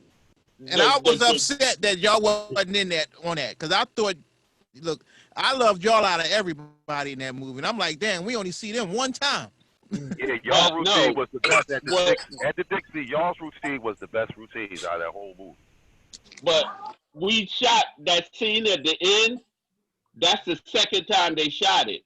The first time they shot it, they used my system. But they had a crazy hum in the recording that they couldn't get out, so they shot it again. And I think that time they shot it, I think we had a show in Philly. I'm not sure if it was Philly. I know we had a show someplace. And we came after the show, we came back, and we was there at the end of that scene. But did you guys perform? No, we didn't perform. Once we got there, they was Busy Bee was doing because at the time when the guy was killing all the black kids down in Atlanta. He was doing the clap your hands. Yeah. So I remember that scene. In fact, Busy Bee had the 3-piece suit on or whatever, and he was I just felt as though to me as a fan of the movie and as a fan of you guys, I felt I was robbed of something, because I'm like, man, we only get to see this group one time. Well, I told I've been telling them we could do a real hip hop movie. And that's what's wrong with our people. They always think we can't do it. If Charlie Ahern did it, we could do it. But to us, we felt as though, and I was a teenager at the time when that came out. I remember I was in the 11th grade. That movie introduced hip hop to the masses in a roundabout way, movie wise. Nobody really was playing hip hop. Nobody until Wild Style came out. Of course, you had Crush Crew later on that really got it. That's watered down. Crush Crew, but that was watered down. I was gonna say that was Hollywood. That was more Hollywood. Yeah, it was Hollywood. We were supposed to be in Beat Street too. Wild Style we were supposed to be in Beat Street too. Wild Style was the recipe. Everything. Wild Style was the essence of what hip hop was about. Right. B Street, in my opinion, B Street was and this is my opinion, B Street was an actual insult to hip hop. I really feel it. Actually, B Street got twisted. That script got twisted. It was supposed to be way more grittier. The dude who wrote B Street, he sold it. He sold it to Harry Belafonte. Yeah, and they changed it around. And you can tell Harry Belafonte had his Hollywood bullshit in there, and it was to me, it was an insult to hip hop. Right, because I just want to ask about Wild Style real quick, if Tone, because originally before, I think they were supposed to have Grandmaster Flash and Mel in it, right, in '81, and I think Flash wanted so much money he couldn't afford Flash. That's why he only did the turntable. That's why he only did the turntable part with Flash. I remember there was a flyer. It said it had Mel's name and everybody. I'm gonna tell you this. Don't tell nobody I told y'all this. You're on Facebook Live. The world listening. Let's go incriminate somebody. Don't tell nobody I told y'all this, but I love Grandmaster, but they always like wanted to separate themselves from the rest of us because they always felt like we could never get on their level. So they figured if they blend with us, they gonna become we all the same. But if they stay away from us, they'll always be on top of us. That was their way of thinking. I mean, we went through a whole bunch. When in I think '94, they did this Throwdown 3 at the Paramount at Madison Square Garden, and it was like KRS against Sham, us against the Furious 5, and and it's like we battling at Madison Square Garden, and like were you guys on any live conventions at all? Nah, they don't want us. Wow. Cat's biggest thing is they don't want to come on after us. Wow. because they scared that they can't compete. Like they know what it is. Yo, why y'all worried about that? We're not worried about y'all. Y'all don't want us to headline, but y'all don't want to come on after us neither. They don't want that smoke. If you look at, have any of y'all seen Mr. Dynamite, the James Brown documentary? Yeah. And the Rolling Stones didn't want to come on after James Brown? Yep. The same type of shit. The same type of shit. Mick Jagger tried to say that it was edited. Like they said they would let out the whole crowd after James Brown show. They would put the whole crowd out and bring a whole nother crowd in to see the Rolling Stones. Damn. Because they figured they couldn't match up to James Brown. Damn. And that's how I was like, watch James tore their ass up. Yeah. You know, and I'm like, yo, you mean to tell me you're not putting us on the show because you don't want to come on after us? Then let us be the headliners then, motherfucker. Because we don't care. That's the same thing. That's the same thing Diana Ross did to Gladys Knight. She had her pulled off the tour because she was smoking that ass so much as an opening act. Mm-hmm. It happened. She told that story on Sway in the Morning, I think it was. Yeah. And it's like, you know, when they say I'm overcharging for what they did to the Cold Crush, Jay-Z said that. Because they blackballed us. They blackballed us early in the game. Is that because they felt as though y'all's talent was just before y'all's time? Because it's quite too raw, too original. Okay. Too original. Before your time, yeah. We was doing Roseland. Wow. And they had Grandmaster Flash and them as the headliners. Wow. Flash and them was late getting there, so they called me. Yo, we want y'all to go on and Flash them place. Yo, can we get Flash them money? Nah, y'all do it for what we plan. I said, well, if we can't get their money, then let them go on in that place then. Oh, you'll never work. I don't give a fuck. Roseland was a big deal back then. I don't care. I go back to the Bronx and I'll do my shit in the street. I don't care about that. I'm not going on to their place and you're not going to give me their money. So it sounds like a lot of artists owe y'all some money. Oh, it don't only sound like it. It is true. No, like because a lot of stuff is available to them now because of. I mean, I mean, some kind of. I mean, Cash wrote 1/4 of Rapper Delight. Yeah, those are his rhymes. Yeah, those are his rhymes. Everything Hank said was all Cash. Yeah, I will say this. How did you take that? Hank was. He wasn't Cold Crush at the time. He wasn't Cold Crush. Cash wasn't Cold Crush at the time. Oh, Cash. Oh, Cash. Hank was Cash's manager. Right. Cash had his own crew shit. called Okay. Yeah. Cash had his own crew called the Mighty Force MCs. Hank was his manager. Hank worked in a pizza store. Sylvia Robinson tried to sign Lovebug Starsky. He didn't want no parts of it. So she started putting a group together. Because of her reputation, right? And they wasn't even rappers in the street. None of them was rappers in the street. I heard this story. Yeah, I heard this story. Hank heard Cash tell the story. He was working in the pizza shop. And he was yep. And he came to Cash and said, yo, I need some rhymes. This lady want me to do this record. When I get in the door, I'm going to pull you in. That's what he told Cash. So Cash was like, here, take what you want. He didn't even have enough sense to change Casanova Fly out of the rhyme. Wow. Cash's name was Casanova Fly at the time. Yep. Wow. But he later changed to Grandmaster Cash because the Casanova crew came to him and told him to change his name. Damn. It's a whole. But he wasn't Cold Crush at the time. Damn. He became Cold Crush later. That's why when they in Wikipedia, they was like, "Why don't you go up there and change?" I'm not changing shit. Let them. Yeah, If you know, you know. Wrong. Yeah, but your input is the only input that's not on there. Hey, that's because they don't want to know the truth. I ain't gonna lie. I think you need to put your portion of the stories in there. Because the more like this cat, he put out a Cobra shirt.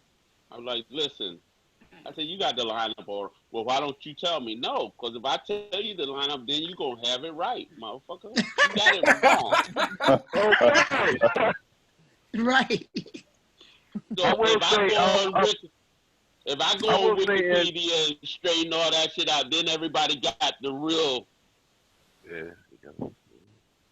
When I put out the real, it's gonna be so I can make some money off it, not so everybody else can make some money off it. And I'm ready to do a movie. I'm ready to do a movie and a documentary, but gotta find the right people. Yeah, that has to happen. From that I think that's absolutely. Listen, the day before the throwdown at Madison Square Garden, they had us practicing at this place called Rocket Studios down on 37th Street. All of us. They wanted all of us. So we was doing a fake show because we had rented our own place to put our real show together. But Cass, Melly Mel, Kid Creole, they get into this shit and they start going rhyme for rhyme for about 2 hours. Cass against Melly Mel and Kid Creole. Rhyme for rhyme for 2 hours. I need that tape. It wasn't no tape. But you know Kid Creole and Mel is Kid Creole is Mel's older brother. Yeah, I know that. Yeah. So they and Raheem. I mean, the other Furious Five was there, but they wasn't getting in it. And then the day before, oh, we don't respect y'all. Y'all ain't shit. The day after, y'all need to come up to our radio show. Cause we tore that ass up. We changed clothes 3 times. They said, listen, y'all got 12 and a half minutes. 12 and a half minutes. We changed clothes 3 times. All that shit. Wow. Like, nigga, y'all don't know. You know what? Raheem was. I interviewed Raheem about maybe 3 months ago. He told that same story. Mm-hmm. Oh shit! Did he change it up some? Yeah, he didn't get in that brother. And for the sake of, I'm not getting into it. It was. He told the story, but it was kind of alternate. But we gonna leave it at that. No, tell it, cause we're about truth. Hey, listen, we about the truth. Don't listen. I ain't got no reason to lie. I ain't got no reason to lie. Raheem was down with the Funky Four. I was already down with that crew when I was one of the people that okayed for Raheem to get down with the Funky Four. The night of the battle in 1979, they had the Furious Four had already talked to Raheem, so Raheem knew he was gonna jump ship. That night, I'm the only one walking around. Wow. Fight break out, I run over, grab my man. Black bag come out. I was like, yo, what are we doing? We doing that? Put the bag away. Put the bag away. Yeah, put the bag away, because if we doing that, let me know. Because we can get it started. We can get it started. Dog heavy. But the battle ain't never happened. Because every time they started the show, it would mess up. Cats was scared. Listen, I'm gonna say this: Cats was scared of the Casanova crew. They was scared, petrified. When I say I was the only one walking around, I was the only one walking around. Wow. The Casanovas, they ran Black Door, right? Who? They ran Black Door. They would. I love all of them. They gave me a warning one night. At the Black Door? No, they gave me a warning at the Skate Fever. We got into something, and it got a little heated. Pulled me to the side. Tone, calm down. We family. We don't want to have to do nothing to you. I'm scared of y'all motherfuckers. But, you know, they gave me a warning. They gave me a warning. We don't want to do nothing to you. They gave me a warning. Listen. So, can I ask you something about, because the Fresh Wildfire Bowl, as a DJ at that time in Philly, that was a major battle cut. That was a major routine cut that we would use for the MC. How did y'all come up with that? Right there. That's Chase production. People used to come to us and want us to do records, but they wanted us to do our routines, and we was like, nah, we can come up with something. You know, we want to come up with something new. We don't want to just. We wasn't thinking, yo, put your shit on, put your routines on. Nah, man, we don't want to do that. We want to do. That's why we did The Weeknd. We want to put a story together. Oh, The Weeknd. Bum. That's another joint we used to cut. Yeah. So I mean, you know, you remember Cold Rock stuff? Yeah. Russell Simmons. Yeah. That's one of our tracks. That's one of our tracks. Oh shit. Huh? That track is ours. Wow. We went in the studio before they came in. We put that in the drum machine, and Charlie forgot to erase it.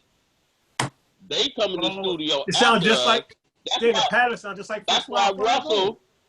That's why Russell did the record, because he's like, yo, this is a hot track, and instead of him taking time to put a real MC, he just made a record. I'm like, why he mess up the track? When I used to come in the Fever, Russell used to come out the back of the Fever and drag me in the back. Yo, explain to me what y'all doing.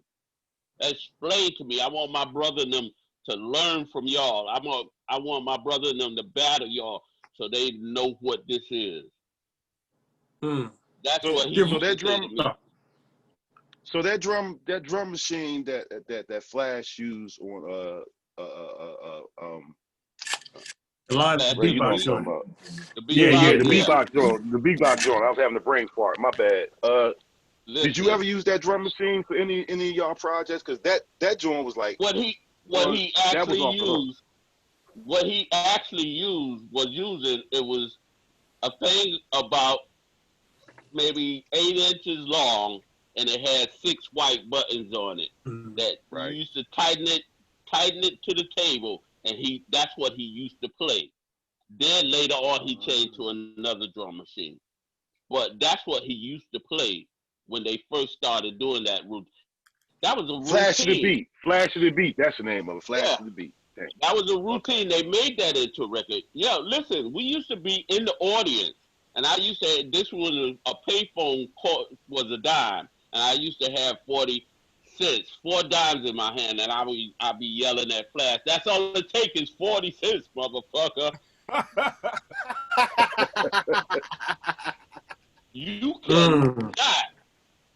You cannot claim to be the greatest and you don't want to battle nobody. And I used to be like, yo, I got 4. That's all I got to do is make 4 calls and it's on. Yo, when I say take no prisoners, that's what it means. The Voltron shit. The only one I said, listen, we ain't gonna go after Herc. We gonna wait till Herc invite us to play with him, because when he do that, that means we done built up our crowd and everything that he is saying, yo, y'all made it through the threshold that y'all could play with me. Wow. But we was when he did that, we had the flyer ready. I still got the flyers. Me with the Thor hammer, crush it. Oh man. So did y'all ever perform? Herc used to blow people out. Like, yo, turn off your sound system. Wow. What? You don't want to turn it off? He snap his finger and they turn on their sound system. Bang! You out. Hey. You out. Say, so did y'all ever perform? Did y'all ever perform with with Theodore? Yeah. Oh, we family. We used to do the L Brothers and the Cold Crush Brothers back in '79. Okay. Hey, listen, we family, but hey, family got to get it sometime too. Oh, family got to get it sometime too. Hey, listen, I ain't too far from where I used to be at that time. We still got this little battle mentality, like somebody say, "Yo, why y'all come in like that?" I'm like, "Yo, come in like what? We just being ourselves. If you ain't got confidence in what you can do and who you are, that's your problem. That ain't our problem." Cause we come in this motherfucker feeling like, "Yo, we got to do our thing," cause we our own competition. We not worried about you being our competition. We our own competition, and we understand that. And y'all were in Philly. When we y'all were in Philly. We did A's Place. We did A's Yeah, Place. yeah. And I'm thinking we need to come back, but I think I like how everything was laid out with the history and all that. But I think y'all definitely need to come back and get that history out there and a hell of a show, because y'all was in y'all bag. I was there. Y'all was in y'all bag. I got the shirt, that red and black shirt that I got. I got the shirt. I wanted to go to that show that night, but I had to work that night. I had a gig myself. That I wanted to go to that show. I had a gig and I hauled ass from it and went up there. we put that show together to explain to people where we was coming up with our ideas from and how we was changing things up and that's my man. God bless the dead. He was trying to get us on Las Vegas. He was trying to get us a stint on Las Vegas for that show. He saw that show and he was like, "Yo, that shit is the Las Vegas thing." Cause we break it, listen, all that shit we got, all that shit we was doing was from rock music, and we was just taking it and changing it up and making it ours. So let me ask you a hard question. How do you feel as though how did y'all even choose as DJs choose the breaks that you use? Because back then it was no album with a bunch of breaks on it. You had individual songs. So what made y'all choose what you choose? This is what I've been saying to Cass is still playing the same thing, and a lot of what we started with. They ain't changed nothing. They ain't add nothing to the tape to the recipe. They still basically playing the same records we showed them. What was we was really hunting and listening to shit and making shit.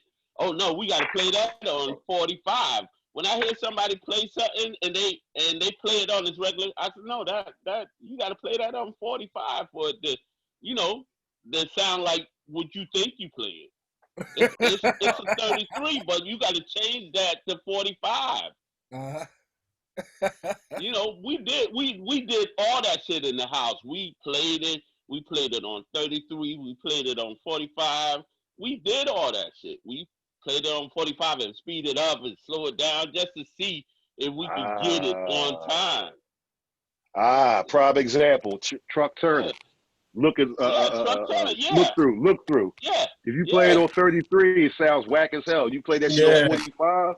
Yeah. That's the ticket. Breakthrough. Yeah. That's breakthrough. That's the ticket. Cats ain't fast enough to catch it on 45, so they try to play it on 33. That ain't. No, here in Philly, you had to cut that on 45. You cut that on 33, you was whack as shit and got thrown out the party. Yeah.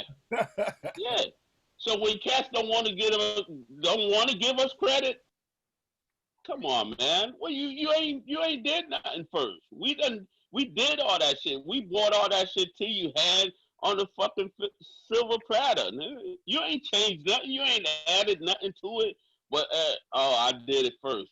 Come on, I'm the original no shoestring in the Adidas. Random got that shit from me. Oh shit. That's what I'm talking about. Oh shit. I just saw that in the documentary where Kaz, I think Kaz mentioned that. Yeah. Wow. I was doing that. That shit was before Cold Crush when I was down with Breakout and them. Never even I would buy Adidas, never put strings in them. I used to wear the strings on my belt loop. Fuck out of here, man. You ain't started nothing. Wow. No shoestrings in them. I did not win them. Wow. Man, this is right here, man. Listen, I was doing what's the name? The executioners asked me, yo, could you come and be in our video? So I went, and the director's like, yo, can you stand like this? And I'm looking at the picture, and they like, that's him. That's him. And I was like, and he didn't even realize it was me. He asked me to stand like me.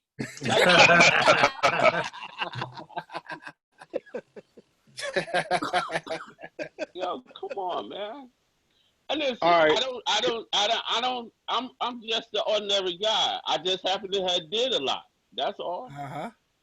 All right, can I ask a question? And I mean no disrespect if I'm wrong. Did Charlie, is Chase still with it? Did he pass? Or is he? No, Charlie live in Tampa. He don't fuck with Okay, us, but he live in he in Tampa. He don't fuck. He all right. They like that. He just did something for LL on Rock the Bells. You know, he just. I had heard a rumor and I wasn't sure if it was true, so I was. No, you know. well, maybe they was trying to say Outlaw Pass, DJ Outlaw Pass. Maybe that's because they, you know, if you look white or poor, they just think you all the same. Outlaw was Italian, they thought he was Puerto Rican. Motherfuckers be calling me Chase. Shit. I'm like, you don't know Chase is the Puerto Rican one? He be on. He doing a show. He be live sometime. Yeah, Yeah. Charlie. No, that's why I said no disrespect. Is just a rumor that I heard online about a month ago. I was like, damn, Chase died. I didn't hear that. No, Outlaw became my partner after him. Right. And Outlaw died about 4 or 5 years I heard he had ago. a crazy Maybe record collection, man. Oh, it's still Outlaw. His collection was crazy. Yeah. Hey, Tony Crash. Yes. Listen, I got my homegirl here, Monzel.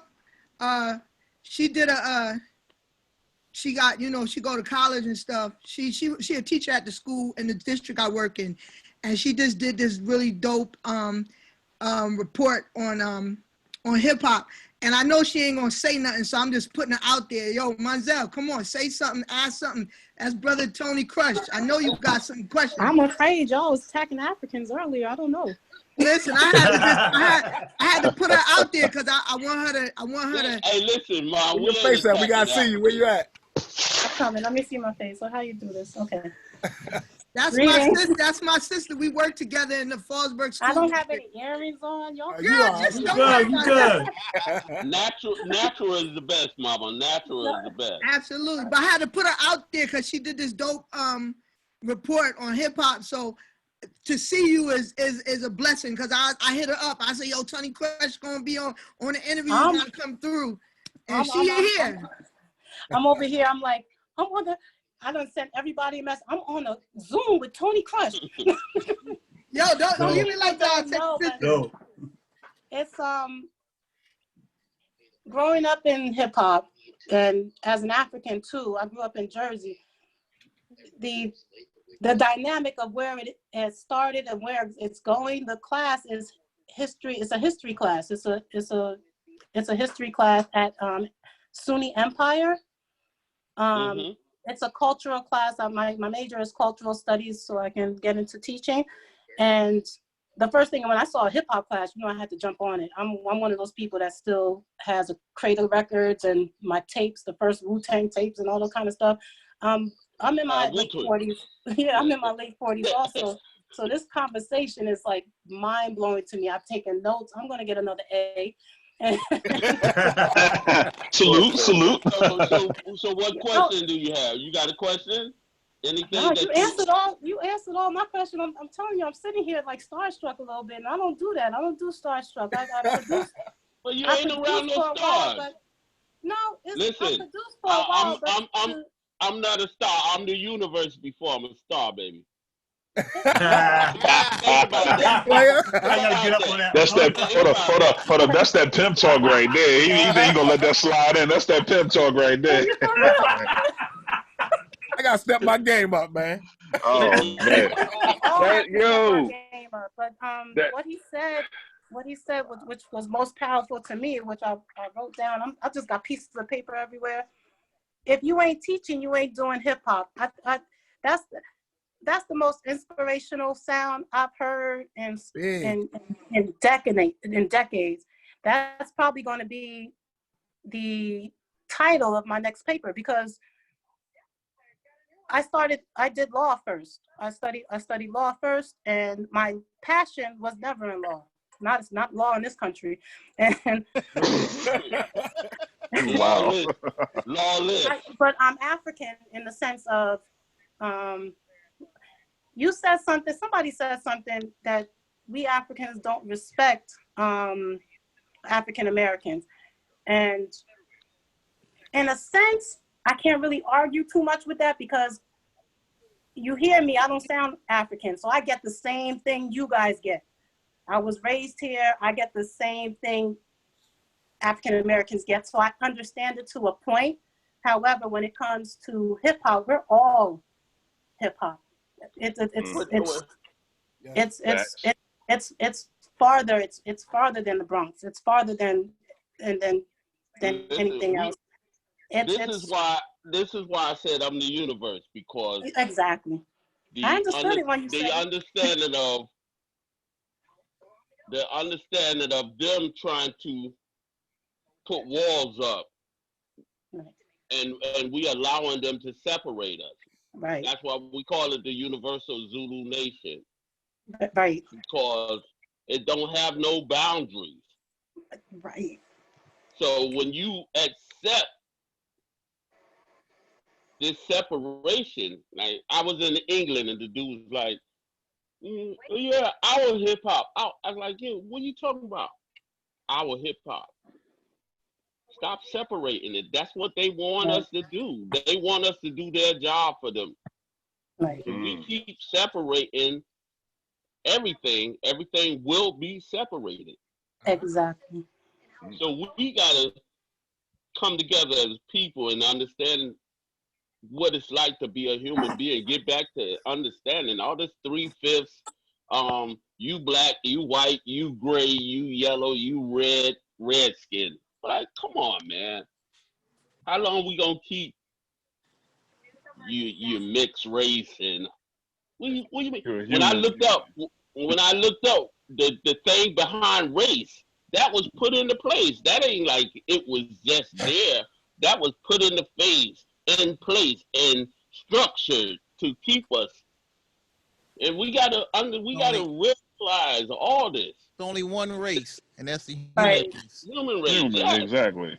God ain't. You was made. They say you was made in God's image. Yep. He wasn't 7 different colors. I think that you should be honored. The class started with you.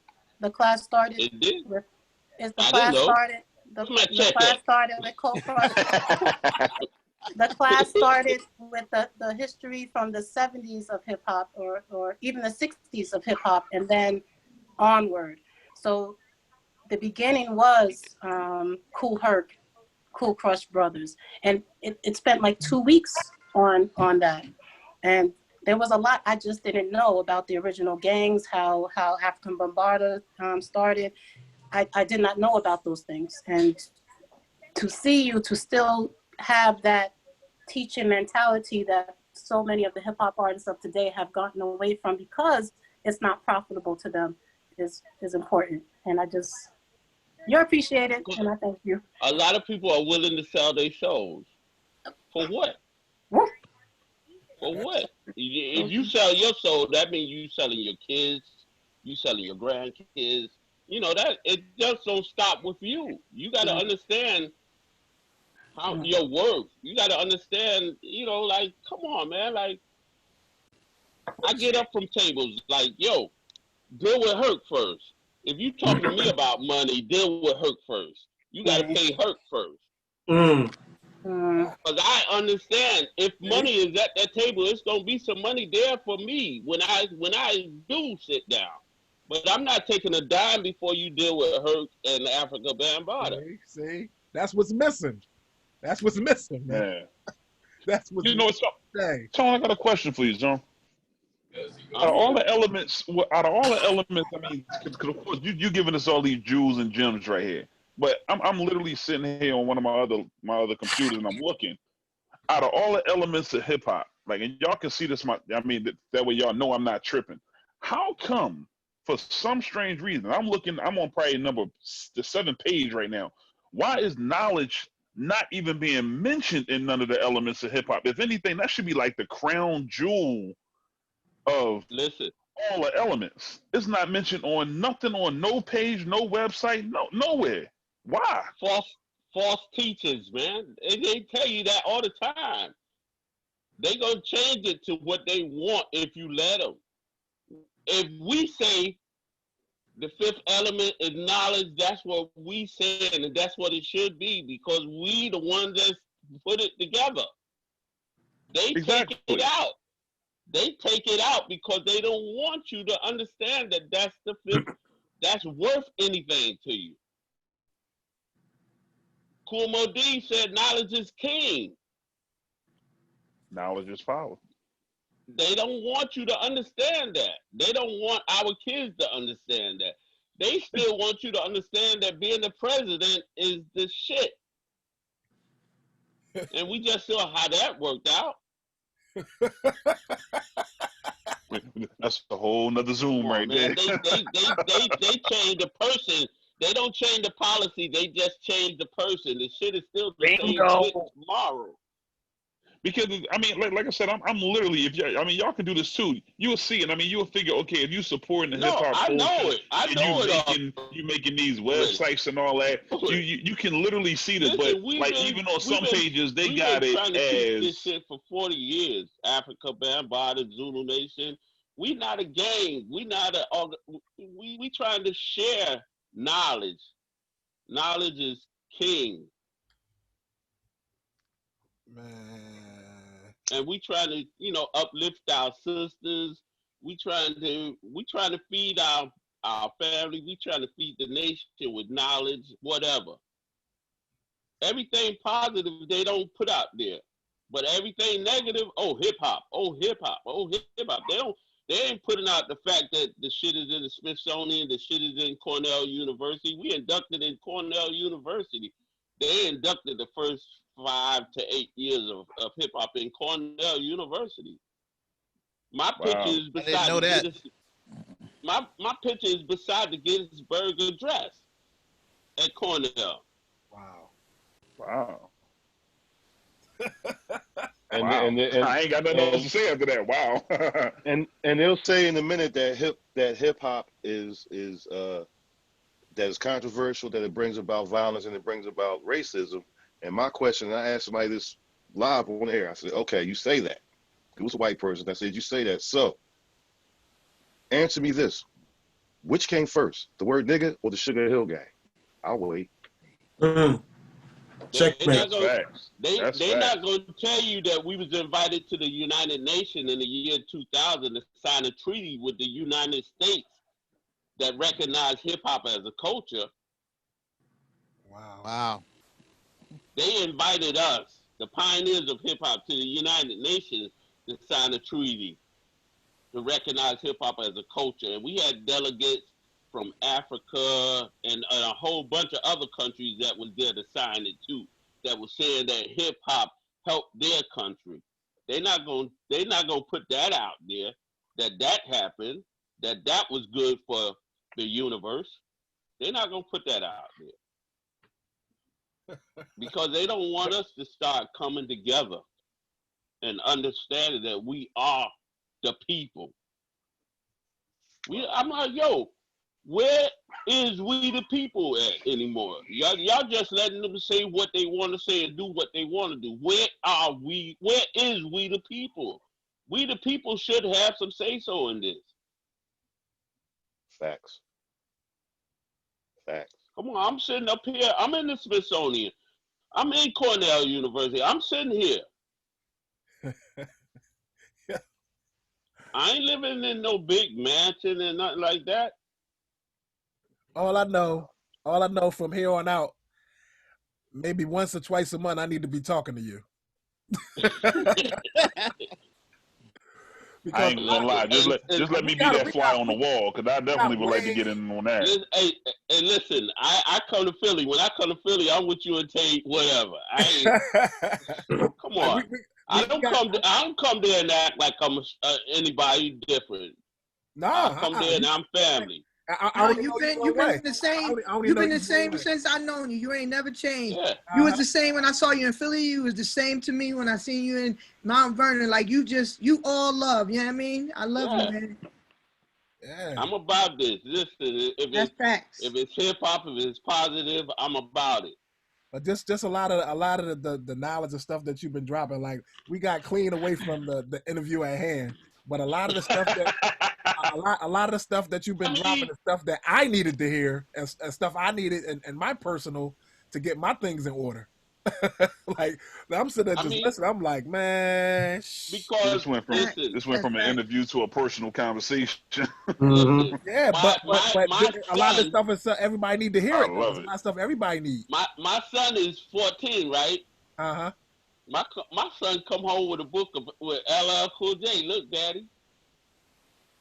So I give him Wild Style. I give him the book of Wild Style. He's like, he don't even care. Ray just had that book in there. Where Ray at? Right here. I'm here. Where that book at? Like, he got it right there. Wild Style book.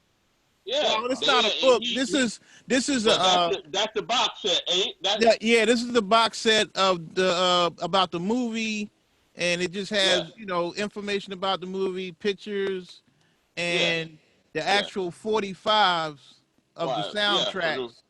Yeah, that was in the movie. That's a piece right there. Wow. You better keep that. Oh, I think they only made like 100 of those. I didn't even know that was out. I got one of them. Yeah, that was out. Research I gotta do. I didn't even know that was. I didn't even know that was. I didn't even know that was out. I'm trying to think. How long I had this? I had this more than 5 years now. Yeah. That's a collector's piece right there. You ain't never invite me over, man. Tom, listen. I think it'll disappear. Since you come by, I'll walk it around there to you one day. What? So we can look at it and feel it? I'm taking that shit back home. No. He can go through it and check it out. I mean, listen. When I saw this, I think I paid $75 for this. I didn't care about the price. I had to have this. Yeah. Yeah, that's history right there. Dang. Hey, listen. So does anybody have any questions on here? Yeah. Tone, did you travel to like Brooklyn and Queens with like Disco Twins and all those guys? Oh yeah. I listen. Like I said, I know everybody, and cats get it. They get me a little pissed off when they start saying, "Oh, we was doing hip hop before the Bronx Cats." I'm like, yo, you ain't never said that shit when I was in your living room. Damn. Straight G That's check what right I there. want to get at, because you ain't never said that shit to my face. Did you now? Like, I remember hearing, and I call all of them out. I mean, you bitch ass niggas and this, and then I got on and I apologized. And then I got on and I apologized. I'm like, listen, I apologize, but you still can get it. If you want it, let me know. I say that to say because I remember hearing a few cats say, especially going like further downtown from the Bronx, they would tell y'all, take that shit back to the Bronx. You know what I'm talking about, Tom? Yeah. As far as it's like you in a club downtown, like further down, whatever. Somebody start b-boying, and they would tell you, they would stop the music and be like, "Yo, take that shit to the Bronx." Did you ever experience that? Like, did you have to go through that, like that type of hate? I went to the Hevelo, right? I went to the Hevelo, saw what Herc was doing. Mm-hmm. Then I went to 371 to see what the other DJ was doing. Flash get on the set, he started cutting breaks, cats start b-boying. Somebody stopped the music and got on the mic and said, listen, we not about that here. If you want to do that shit, go down to Cool Herc party. Oh shit. They said if you want to do that on the floor bullshit, go to Cool Herc party. Wow. On the floor bullshit. Wow. And that's when I knew and I saw the difference. Wow. So I never went back to that party no more. I stayed with Herc party. But now cats is like, oh, I was hip hop. Nigga, you just said go take that on the floor bullshit and go to the Herc party. I got now you change. I got try to be hustle. You ain't trying to get down with this. Yeah, because they were mixing records. They weren't cutting, right? Yeah, it was disco. But listen. Cats I'm not throwing shade either. I'm just saying. Herc had it was three to four different styles of hustling. The dance to hustle, it was 3 different styles. Okay. Herc had his dancers, and they used to hustle and add ballet into their shit. Incredible. You know, to see young black people hustling and adding ballet to it, high kicks and all that. I'm like, wow, that is. But nobody talks about this, and I've been telling all the guys that used to be at Herc party, yo, y'all need to tell y'all stories. Y'all need to tell y'all stories. So this is the beginning of the flavor being added. So Tone, can I ask you a controversial question? Ain't nothing controversial. It's just the truth. Truth. All right, bro. Well, here it is. Don't let them fake out. Don't let them fake you out about that. If it's the truth, it ain't controversial. All right, I know you heard. If you're a Trump supporter now. No, never that. You don't want to get me started on that one. That's a whole nother hour. But listen, I know you might have heard about the so-called beef between Shot Rock and Lisa Lee. Huh? Yeah, I heard about that. Lisa Lee and Shot Rock? Yeah. They was something recent. They was beef. It was a beef between them. They was beefing heavy about it was stupid, but it was a beef. It was about who. No, was it Lisa? Is it Lisa Lee or Debbie D? Debbie D. I'm sorry. Wrong name. I'm sorry. I'm sorry. Debbie D. I'm sorry. Yo, hold on. My bad. You about to start a whole. Yeah. My bad. Debbie D. and Shot Rock. What's your? Okay. Do you have any thoughts on that? Now, yeah, I know about all that, but I mean, when you said Lisa Lee, I'm like, hold up. That's my fault, brother. I interview a lot of people. I fucked that up, but okay. What's your thoughts on that? I had to catch you. I had to catch you before you hit the water with that one. Y'all write down my head. Bad journalist. I'm sorry. You want the truth? You want the truth? What's the truth? What's your thoughts on that, brother? Bullshit. Okay. I said the same thing. You can't find 3 flyers with Debbie name on it. You can't find 3 flyers with Debbie D name on it. Come on. Damn. Okay. For those of y'all what we talk about, there was a beef. Listen. There was a beef going on between Debbie D and Shot Rock. It still is. Shot Rock says she's the first female of hip hop. Debbie D say no, I was there. Shot Rock, just like Toad said, bullshit. So I wasn't there, so that's why I'm asking somebody that was there. What's your opinion? But even the fact that you saying you wasn't there, everybody up there wasn't there. Everybody that's on here wasn't there, right? Probably. Who do you know about? Who you could actually say you know about? All right. Shot Rock. Come on. You can't get away from facts. Shot Rock. That's my whole theory. You can't get away from the facts. How you know about and you never heard about the other? About the other? How you know about one but don't know about the other? Well, maybe think of this when you said flyers. The flyers tell all. And I've never seen Debbie D's name on a flyer. We all know about Shot Rock.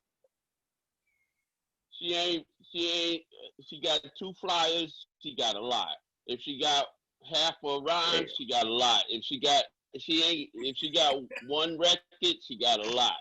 Come on. Damn. I seen Shy in the basement.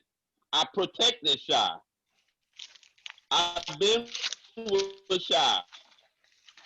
North Carolina, wherever. We loaded up 2 vans and went from the Bronx to North Carolina to do a party down there for Shy-Rock Hard for her family. And we was in 2 hotel rooms, and when we came back, they changed the TVs up. And we like, yo, they changed the TVs up? So we stole the TVs. We wasn't gonna steal them. God damn. Gangster. Okay. That's we wasn't gonna take the TVs, but you put chains on them. So we ripped them off the wall and took them back to New York with us. Damn. Okay. Playing games with the boogie down like that. But I said this is for real. It's for real. We not animals, and you acting like we animals. We not gonna take the TV. We don't care shit about the TVs. What we care about is you chained them up, thinking we gonna steal the TV. So we stole the TVs. Damn. Okay. Oh man. We was kids. All right. We was kids doing what we do, sharing our music and everything with the world, but don't play us like we animals. Okay. Right. Okay. So is there a reason, there's a specific reason why you guys were never invited to any of the live conventions situations? Because they had like, what, 5 or 6 of them? The most infamous being what, Live Convention 81? I thought you asked They don't want the heat. Somebody asked that already. They don't want the heat. I did. They don't want, listen, we used to come in, we used to have, every weekend for like 2 years, we had a party in all 5 boroughs every weekend. Damn. Plus Jersey, plus Connecticut. We used to ride around in a limousine from borough to borough and do parties. We used to get to Harlem World at 4 o'clock in the morning. Crowd still there. Get on, do 30 minutes, and now the crowd leaves. We used to have to, we had to sneak in the Roxy because we pulled up in front of the Roxy in the limousine and the police said, yo, it's too crowded. You can't get in. We said, yeah, it's our party. We performing. You can't get in. So we went around the corner and we had to climb over the gate and go up the fire escape and sneak in our own party. Wow. I heard you mention After Midnight because I actually remember y'all performing at After Midnight here in Philly. Yeah. We came to After Midnight and they're like, yo, we got a movie theater and everything. I was like, oh shit. And then my mother's car broke down and we was there for 2 days, sleeping in the car outside After Midnight. Oh shit. My uncle had to come. My uncle had to come and he got the car started like 5 minutes. I was like, damn, that's all? We sat out here 2 days. Now, when you say the After Midnight in the movie theater, that means you talk about the original After Midnight on 13th. Yeah, North 13th Cherry Street. Yeah, 13th and Cherry. Street, yeah, I never because they closed that down and then they opened one on 10th and Spring Garden. But the original one, the best one, was at 13th and Cherry. That's what the underground of sound, we used to call it. Yeah, yeah. I remember when y'all performed. I had this chick named Lisa. She was about 6'1". I never seen her again. Shorty got away. Listen, like I said, when I go wherever I go straight to hood. I'm all right with the hood. I'm right there. Those are my people. Well, Lisa, if you listening or if your grandkids listening, it's all looking for you. we did Atlanta in 2009, right? Okay. We come up in there. My man, Minister Server, peace to the God. Me and him put it together. We went down there, and he had put all these other cats on the show, and we got up there. We did our thing. We get off the stage. Motherfuckers is crying, coming up to us crying like, "Yo, we got to rethink what we doing. That shit y'all just did was incredible. We got to rethink what type of hip hop we doing." Well, listen, I'm gonna just say this to you. I'm gonna just say this to you, Toad. I'm probably the oldest DJ on the Zoom call, and y'all were an inspiration to me. And it's a pleasure to meet you. For real. Like and we it ain't like we were trying to be better than ourselves. We ain't trying to be better than the next crew, whatever. We try to be better than ourselves. That was our competition. Me and it's cats like y'all that got us old heads into the culture. It wasn't for y'all, and that's why I keep mentioning Live Convention, because that was just such a important track that us DJs here in Philly and other places, we would listen to that, copying off of y'all, like, yo, this shit is that they're doing is hot. And I'm talking 81, 80, 81, around there when I started hearing y'all. Yeah, we was touring Japan in '83. I was like, oh, I started in '86. I'm like, yo, we touring Japan in '83, dude. What are you saying? What are you saying? We on the other side of the earth for 2 months touring Japan. Y'all was doing that shit when we was here in the hood, still listening, like you said, listening to disco cuts and shit in the 70s, in the late 70s. Yeah, y'all was doing that hip hop, and we still listening to, you know. And cats, cats fought it, and they didn't want to do it. But now it's a whole different story. Like, yo, we was doing disco too, but we saw our avenue and we went to our street. We did what we wanted to do, what Herc was showing us. That was enough for us. So do you feel like hip hop took over where in the beginning hip hop took over where disco left off because y'all were using so many disco tracks? We took the disco tracks and made them hip hop tracks. Yeah. We didn't keep them hit disco. We was cutting up, take it to the bank and all. We was cutting that shit up and changing it up to make it ours. Yeah, right. The party is totally different. Yeah. Yeah, that's the party. You know, you got DJ cutting up 30 seconds and going to the next, and he got the record boy passing them shit, and the record boy know the hype of the party, and the red crate is right there. When the shit get down, get in the red crate, nigga. He went back to record boy, the record shit. The crate is colored for a reason. Can you tell the younger DJs, explain them what the record boy does? Damn. The record boy put them records in order so he know what to pass you. He know what you playing, and he know what the next record's supposed to be. And at this time of the night, when this shit get hot, go to the red crate, motherfucker. That's what it's red for. It's hot. That's where all the hot shit is. And back in them days, that's how you got your indoctrination as a DJ. You was the record boy first. Yep. He said, "Go to the red crate." They go to the red crate. And the record boy don't get no, he don't get no mention because niggas don't know.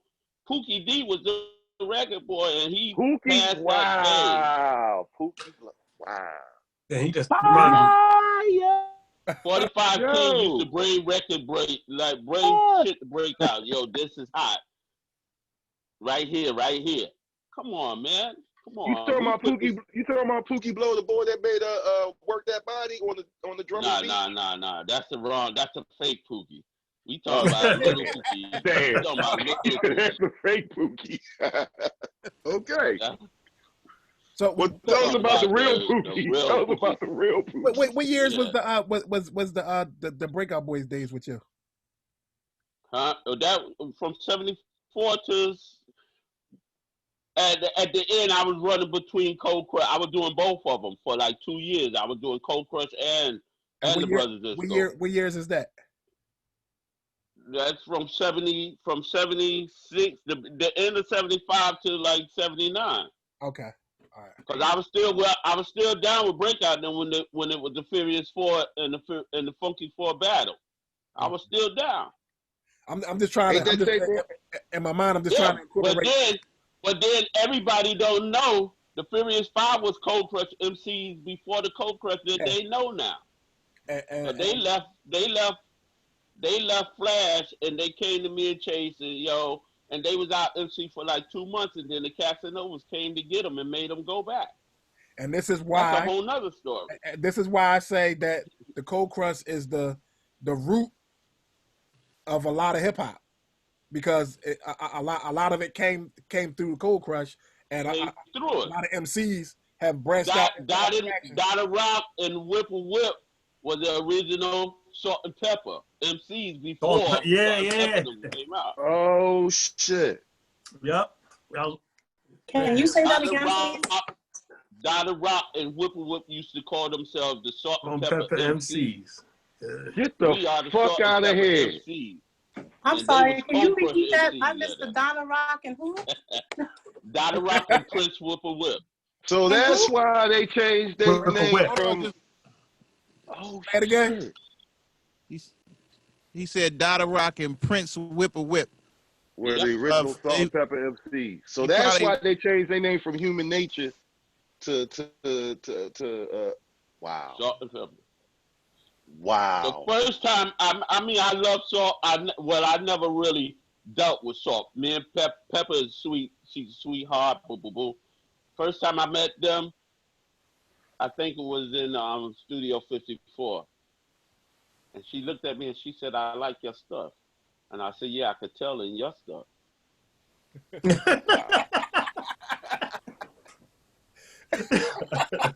I don't hold it. I don't hold it. Let's be honest real quick, Tone. Let's be honest real. You can be honest just for about 4 seconds. You was a pimp back in the day too. Tell the truth, man. Tell the truth. You got too many pimp lines you let loose on us over here. You was a pimp back in the day. Hey, listen. Oh man. Hey, listen. I ain't gonna say. My wife is in the house. I ain't gonna say. Oh, okay. We got it. Listen. Wow. I ain't gonna claim that. I ain't never been a pimp. But I'm known as Tony Tone, never leaving the girls alone for a reason. So I want to ask you a question. And I claim ugly, and I can't claim ugly. So let's get that out of the way, chick. I claim ugly, so let's get that out of the way. Oh, baby. Oh man. Let me ask you this. Okay. What do you have like a favorite battle that y'all did? Hey, let me say this. That Foursome D battle was a bullshit battle that we wasn't even there. I think I have that too. So, that fake they put that together, make it seem like it wasn't supposed to be a battle. We wasn't there. None of that. The one in Patterson? Yeah. In Patterson. Yeah. That was a fake battle. I don't know why they won't say it, but that was a fake battle. That's like somebody lying on their dick and shit like that. That was your favorite though? Is that your favorite? No. I'm just putting that out there. That was a fake battle. The Harlem World Battle, 1981. I got that tape. That's all over YouTube. We was upstairs. That show was called Gangster Chronicle. We put the show together, Gangster. That's why we had on the pinstripe. The suit. Shit. Now, it's about 20 minutes of that's missing. Because we had a whole intro to our show that's missing. Doctors, and we smoked up the stage. We was using smoke machines before a lot of before mostly everybody. But so it's about a 20-minute segment that's missing from all that. So y'all did that whole gangster joint. That was way before Wild Style with Lil Rodney C and KK Rock Club did that whole Tommy Gun thing. Yeah. They called us to the office before we started the battle that night, and they said, "Listen, winner 700, the loser get 300." We said, "Nah. All or nothing." He said, "All or nothing. We don't want. If we lose, we don't deserve nothing." Now y'all heard the tape. Yeah, I got the tape. I can cue it up. I can cue it up right now. Yeah, Cue it up. Yeah. Now they have more fans in the house. Go. Versus Fantastic Five, and they ain't no car. We'll eat them alive because we're the best when it comes to rapping. And like the fly said, it was bound to happen. Well, the time is gone, and let battle begin. Let the crowd be the judge. Our fool win because we don't need tuxedos. Because we gonna do it's all Kevin Hart and Master Robin Whip and Rudy D like they always do. Hey, what? You battle fantastic, and here's a little gift. To let you know before you go, just who y'all with. It's Charlie, Jay's, Tony, So, and the Soul Crushing Motherfucking Slash for MCs. Now that's 1981. They didn't come with nothing that they should have beat us that night. But our word to Barn is all or nothing. If you want to give them that money, give it to them. We don't want 300. And after the battle, I'm like, listen, don't cry for us. But after that, they never won another battle. They never won anything after that. And we family. We used to do Fan Crush 9 and all that shit. We had routines together and all that shit. A whole lot of shit that nobody never saw and probably would never see. We had that Fan Crush 9 where we used to do our show together. And we be up on the mic, we say a routine, and then we spin around and they jump on the mic and they say a routine, and then we jump back. We did all that. Yeah, that sound hard, right? Yeah. Yo, we used to call it Fan Crush 9. You know? Hey, listen. Oh, man. If a motherfucker never see real hip-hop, that's because they ain't never seen us. That's it. If they ain't never seen real hip-hop, that's because they ain't never seen us. But it seems like y'all won on y'all won on tape. Yeah. Like the next day, y'all it changed their mind. The tape is where the history lies. The history lies in the tape. If that's what everybody that hear it right now is like, yo, how did y'all lose? We didn't. We didn't. Wow. You only lose if you take it as a loss. It's taught us we had got away from taking no prisoners. We had got away from taking no prisoners. That's why we lost. But everybody said y'all won on tape, though. Like when everybody got the tape and listened back, they was like, oh, they had a different feeling about it. Am I right? Yeah. Because they wasn't in Hollow World. So when the real people that wasn't in Hollow World heard it, the real people said what it actually was. The people in Hollow World, they went with them because they, like I said, light skin. It was the moment. Yeah. You saying them light skinned motherfuckers. They was the cute motherfuckers. It is what it is. It is what it is. But we don't cry. We ain't taking $300. Give it all to them. If that's what you want to do, give it all to them. He said them cute motherfuckers. I'm fucking with that. He said them cute motherfuckers. That's the last thing they gonna get. That's the last thing they gonna get. If you do your homework after that, what have they done? He said after pretty motherfuckers. 1981. After 1981, what have they done? Yeah. Wow. After that night, we start putting the shoe shine to the shoe. You come in here if you want to. He said the shoe shine.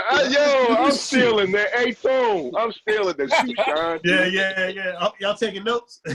Yeah, I'm taking that one. Listen, the right shoe shine to the shoe. I like that. Right now, if you put a show together tomorrow, right? Now, listen, it's on, baby. we 19 all over again. Yeah, I see it. Yeah, man, that show y'all put on when y'all came here. Y'all went in. Yeah, y'all definitely went in. All right, we got any more questions? We got 6 minutes, 8:15. We gonna tally up.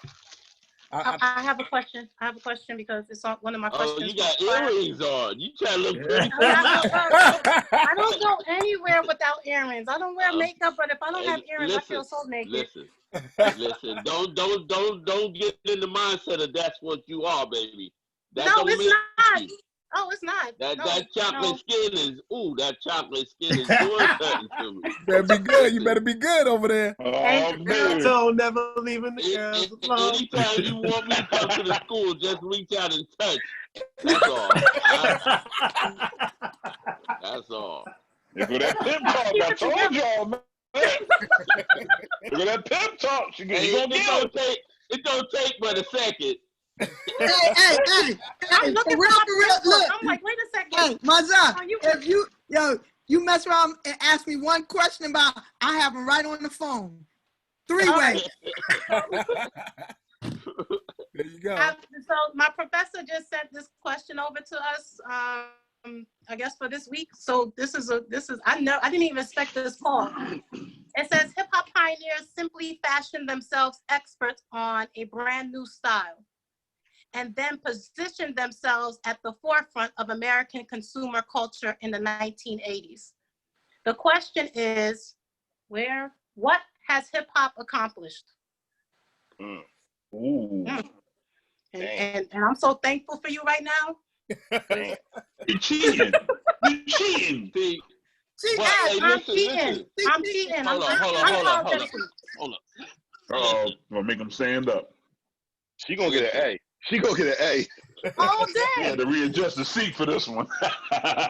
Listen, what hip hop has accomplished is it rewrote everything about everything. Yes. They want to ignore it. Hip hop has retaught a whole bunch of stuff. Like KRS said, they're not teaching you in school. They programming you in school. Hip hop has retaught, gave rebirth to James Brown, Sly Stone, all that. They get money because of hip hop. It's a black business. Hip hop done fed the nations. Yes. Knowledge, food, money, made millionaires. Do I smell an A+? Billionaires. Do I smell an A+? Billionaires. That's right, billionaires. All around the globe. Black wealth. When Jay-Z said I'm overcharging for what they did to the Cold Crush, people calling me like, yo, y'all working with Jay-Z? No. He just said what he had to say. He said what he had to do to win. Right. Because he know a winner when he sees. He know where he got his fame from. Yeah, Jay-Z came out with the Sophie Hawaiian shit before, and he got nowhere. He got nowhere with that shit. That's so true. So damn. When he recalculated and did his homework and learned from certain people, he came back a brand new man. We didn't do this just for us. We did this for the universe. We did this so James Brown and them could make money. When the Zulu Nation anniversary is 40 years, it's Africa Bambaataa, Kool Herc, and Grandmaster Flash, but it's also George Clinton, Sly Stone, and them being honored at the same time, and 6 people being honored. Not 3 people, it's 6 people. It ain't for us, it's for the universe. Right. And we getting the least out of it. For the universe. Right. But we okay with that. We okay with that, long as somebody is getting something out of it. Somebody is learning from it. If you're not teaching, you're not doing hip hop. Oh, also, do you mind if I quote you? I have 4 quotes so far. Well, actually 5, since you just said remote. We wrote everything about everything. So you can send me a check. I'll send you a check because once I finish this degree, I will make money. Listen, I know where Jersey at. I'll be right in your class, sitting in the back.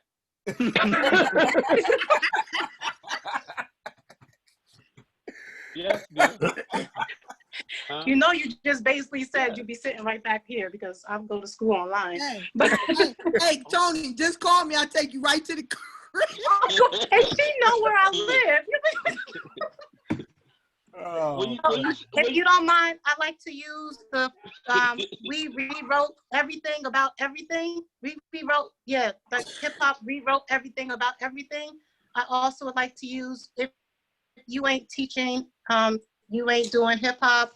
I'm also going to use if they ain't never seen hip hop, they ain't never seen us. That's some truth right there. Now, where am I gonna be sitting at? Where am I gonna be sitting at? Show right me again. Sullivan County, New York. One town over from me, Tony. I'm on my way. I'll be on my way tomorrow. And then you toured Japan in 1983, and then that was it, I think. Okay. Tony, hey, J-Rock. Nope.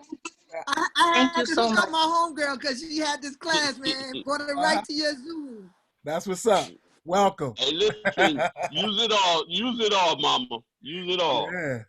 Don't let them, listen, tell them you got it from the source.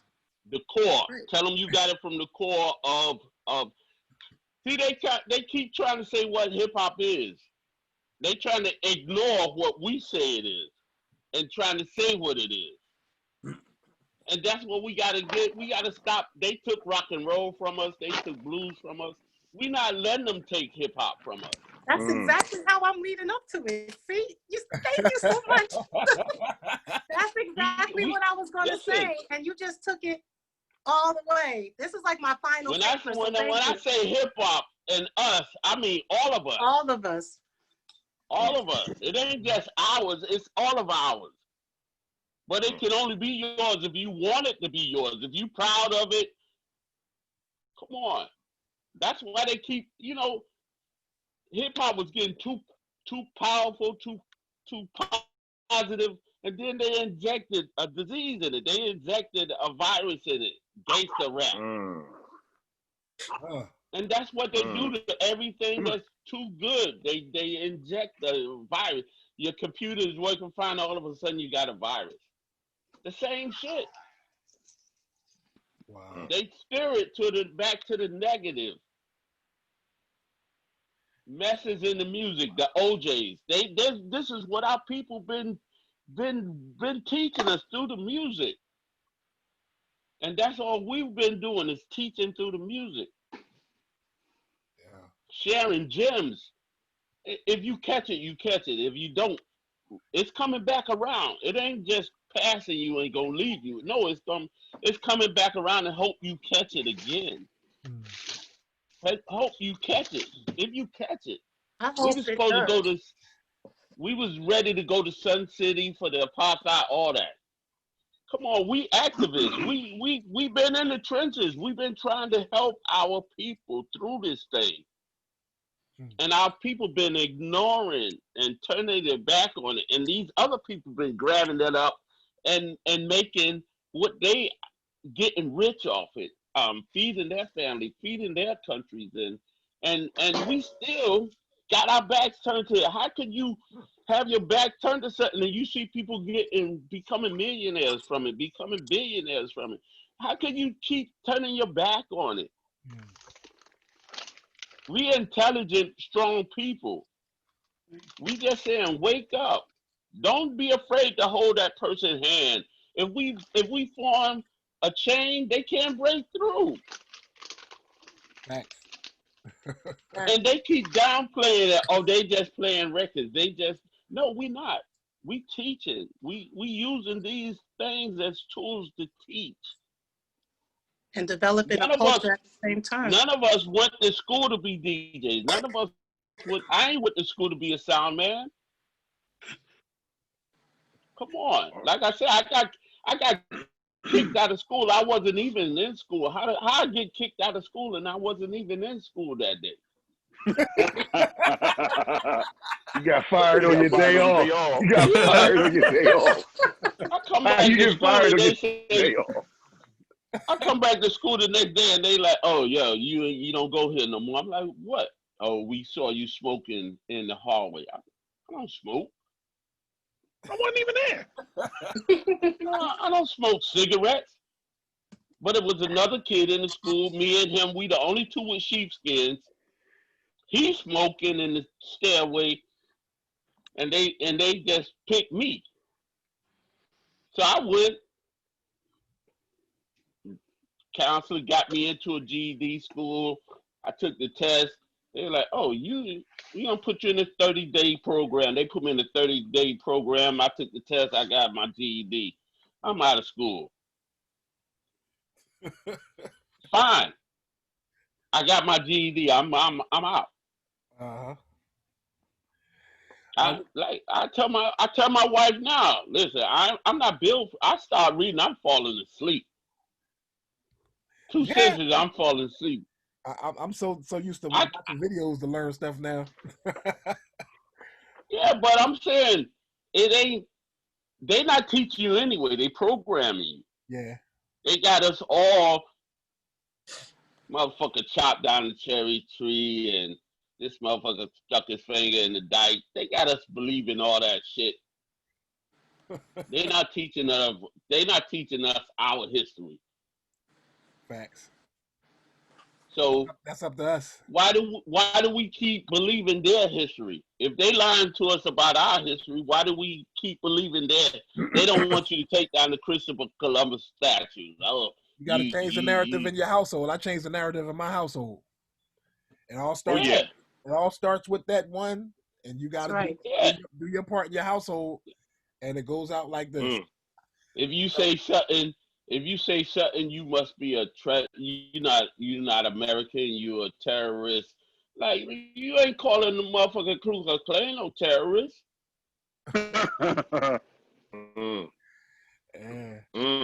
Anybody got any more questions on here? Is it safe to say hip hop is the new old blueprint, or even vice versa, the old new blueprint?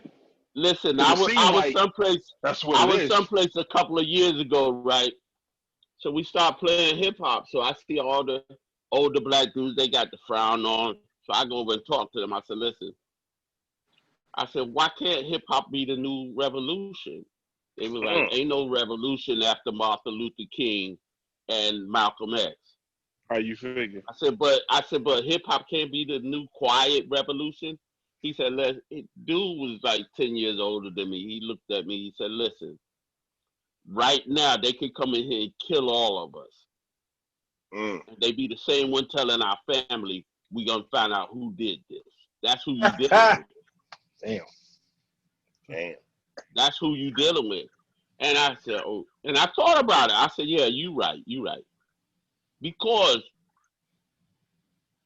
they will do that. They did it. You know, they did it to Martin Luther King. They did it to Malcolm X. I watched that Malcolm X documentary. I got sick of my stomach. Like, yo, how a Muslim killed Malcolm X and he right there in Jersey all these years and nobody did nothing. Yeah, I watched all that. Wow.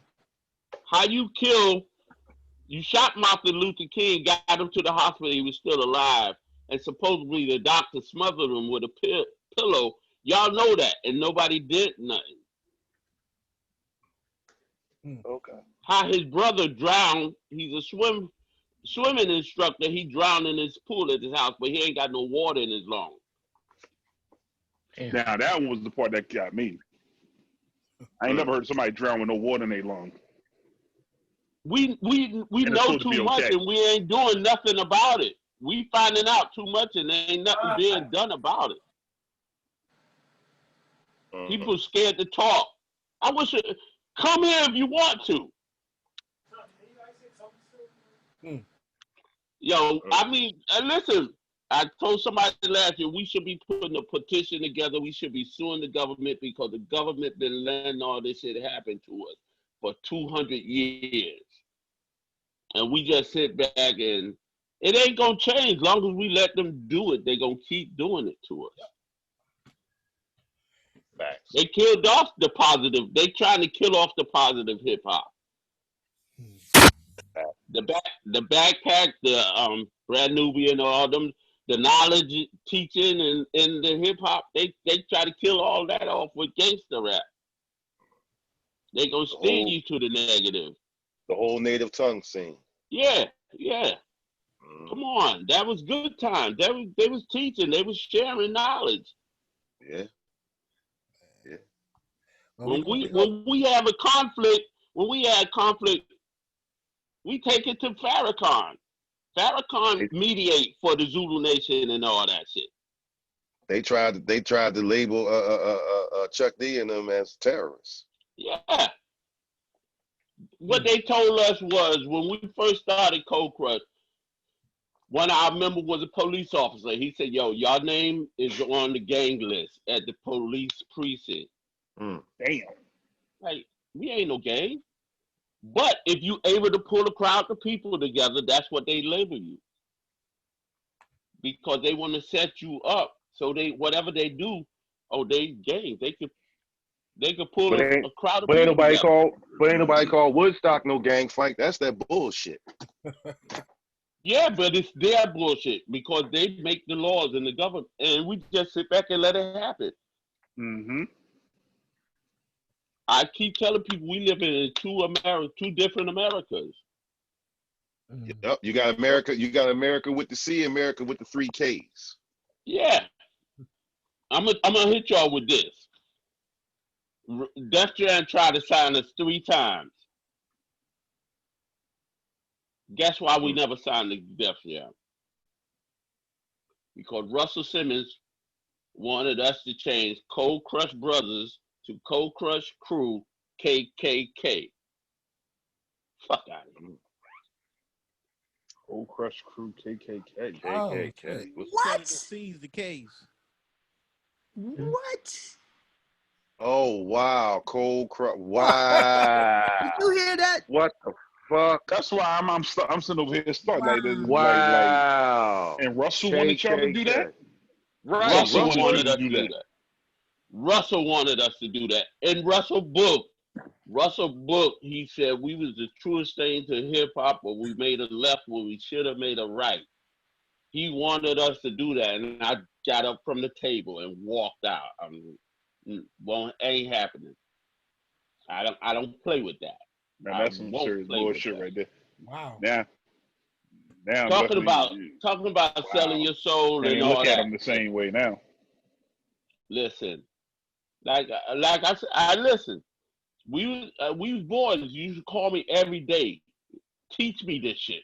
I want to learn what y'all doing because it was incredible. It was incredible. It's when I say the shit is from the streets. It's from the streets. Ain't no book. No rules to it. There wasn't no rules to it. I used to tell everybody 2 things don't have rules: hip hop and sex. I like that. So you think some rules is to this? Because I mean, cats don't want this girl. Cats don't want the real hip hop. They want the watered down and the this and that. I come to Philly and when I see y'all using the turntables, both turntables on one side of the we never did that. So that was amazing to me. Oh, most of the cats in this call never did that either. They, I did. I was double left when I started. You don't even know that. I'm still double left. Goddamn it! I'm the only retarded one left to still do that shit. But I mean, it was like when I go to different countries, I want to know their culture. I want to, know what I ask about the language. Or that's the same thing when I go to other cities and I see them. I'm taking notes of their hip hop because it ain't supposed to stay the same. It's supposed to change up with different areas. It's not something you see a lot of, Tone. It's like maybe a handful of us that still do it, but it's back in the day, and where I'm from, my part of town, which is uptown, West Oak Lane, whatever. That's what you saw. It was mostly from North Philly all the way up. You saw double left or double right. Like we didn't do the middle thing. That was more a West Philly thing. But that's how it's like a hand. It's like a handful of us. It's like a handful of us left that do it. I think it was double left. I think it was 2000, 2001. I used to be on South Street every Saturday. for like maybe about 6 months. My partner was trying to buy a building out there, and I was gonna move out to run his club. He wanted to open up a club, and I was on South Street for like 6 months every Saturday, just out there. And Faison, the comedian, Fat Cat. Faison Love. Faison Love. He was coming down the street, and I saw him, and I said, "Yo, what's up?" I said, "Yo, Tony Tone, Cold Crush." You ain't no fucking Tony Tone. Cass is my man. I'll call him right now. I said, call him. He called him. He said, Cass, I just said he Tony Tone. So Cass said, put him on the phone. I said, what up? So I said, what's up? Cass was like, yo, put that nigga on. That is Tony Tone. You crazy? Oh man, we gonna tally this. I mean, 30. And my wife. I mean, I appreciate y'all. I appreciate y'all, and thank y'all for having me on. We appreciate you sharing, man, and sharing and teaching, bro. You dropped a lot of gems today, and yeah, a lot, man. I'm glad it didn't go any other way than how it went today. And not just about hip hop, Jay. Not just about hip hop. He dropped some life gems. Yes. Yeah. That's hip hop. That's hip hop. And he helped somebody with their grades. Right? Like I told her. That's hip hop too. Needed it. Like we got a real student in the building. On Facebook. I might not get a chance to say it tomorrow, so I gotta say it today. We appreciate you, bro. There you go. Well, you all, I might not get love a you, chance man. to No say doubt, it man. Thank you. Love you. Thank you. You always got a home with us, and we appreciate you. Appreciate you. Listen, yes, we do. I'm right here. I'm right here in Dallas, Connecticut. My phone number is 646. Damn. Hey, at least we heard the truth, though. Like I say, long as I'm telling the truth, I ain't dissing nobody. Hey, Lisa, I'm gonna call you in a few minutes. All right. What we talked about last week. What we talked about last week, we gotta set that up. Hey, I'm here, Lisa. Anytime y'all need me, I'm here.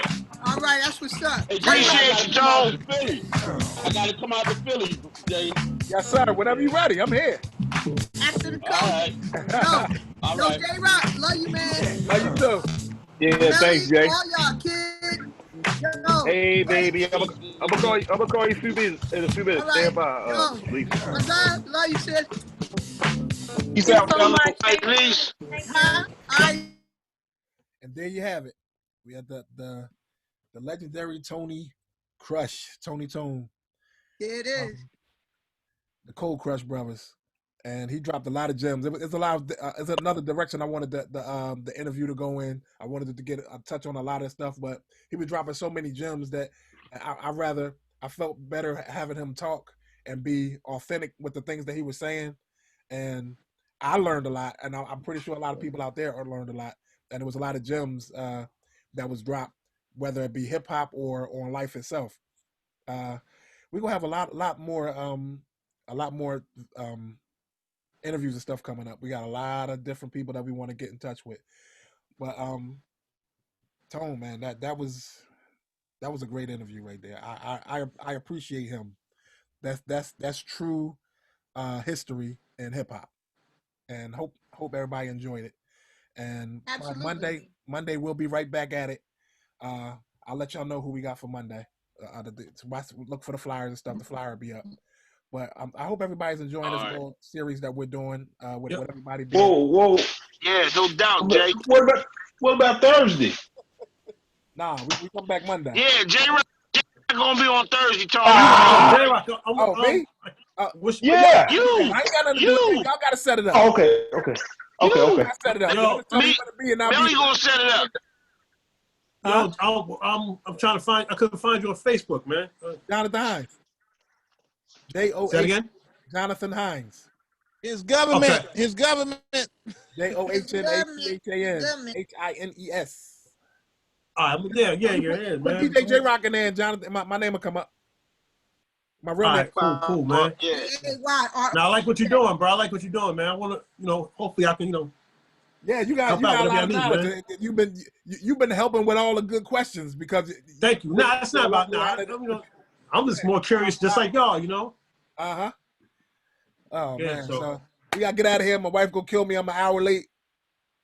Thanks again, bro. All right, y'all. Hey, everybody. Hey, Tony Crush, man, that's priceless, man. We appreciate you. No doubt, baby. That was priceless information. That was a priceless interview, man. We appreciate you. Be back on Monday. Tony Crush, we love you, baby. Tony Touch, peace. We be back. Tony Crush, peace. Everybody stay safe. Yes. You too, Lisa. Love you, girl. Mask up. Y'all too. Love you too. Love you too, Steve. Peace out.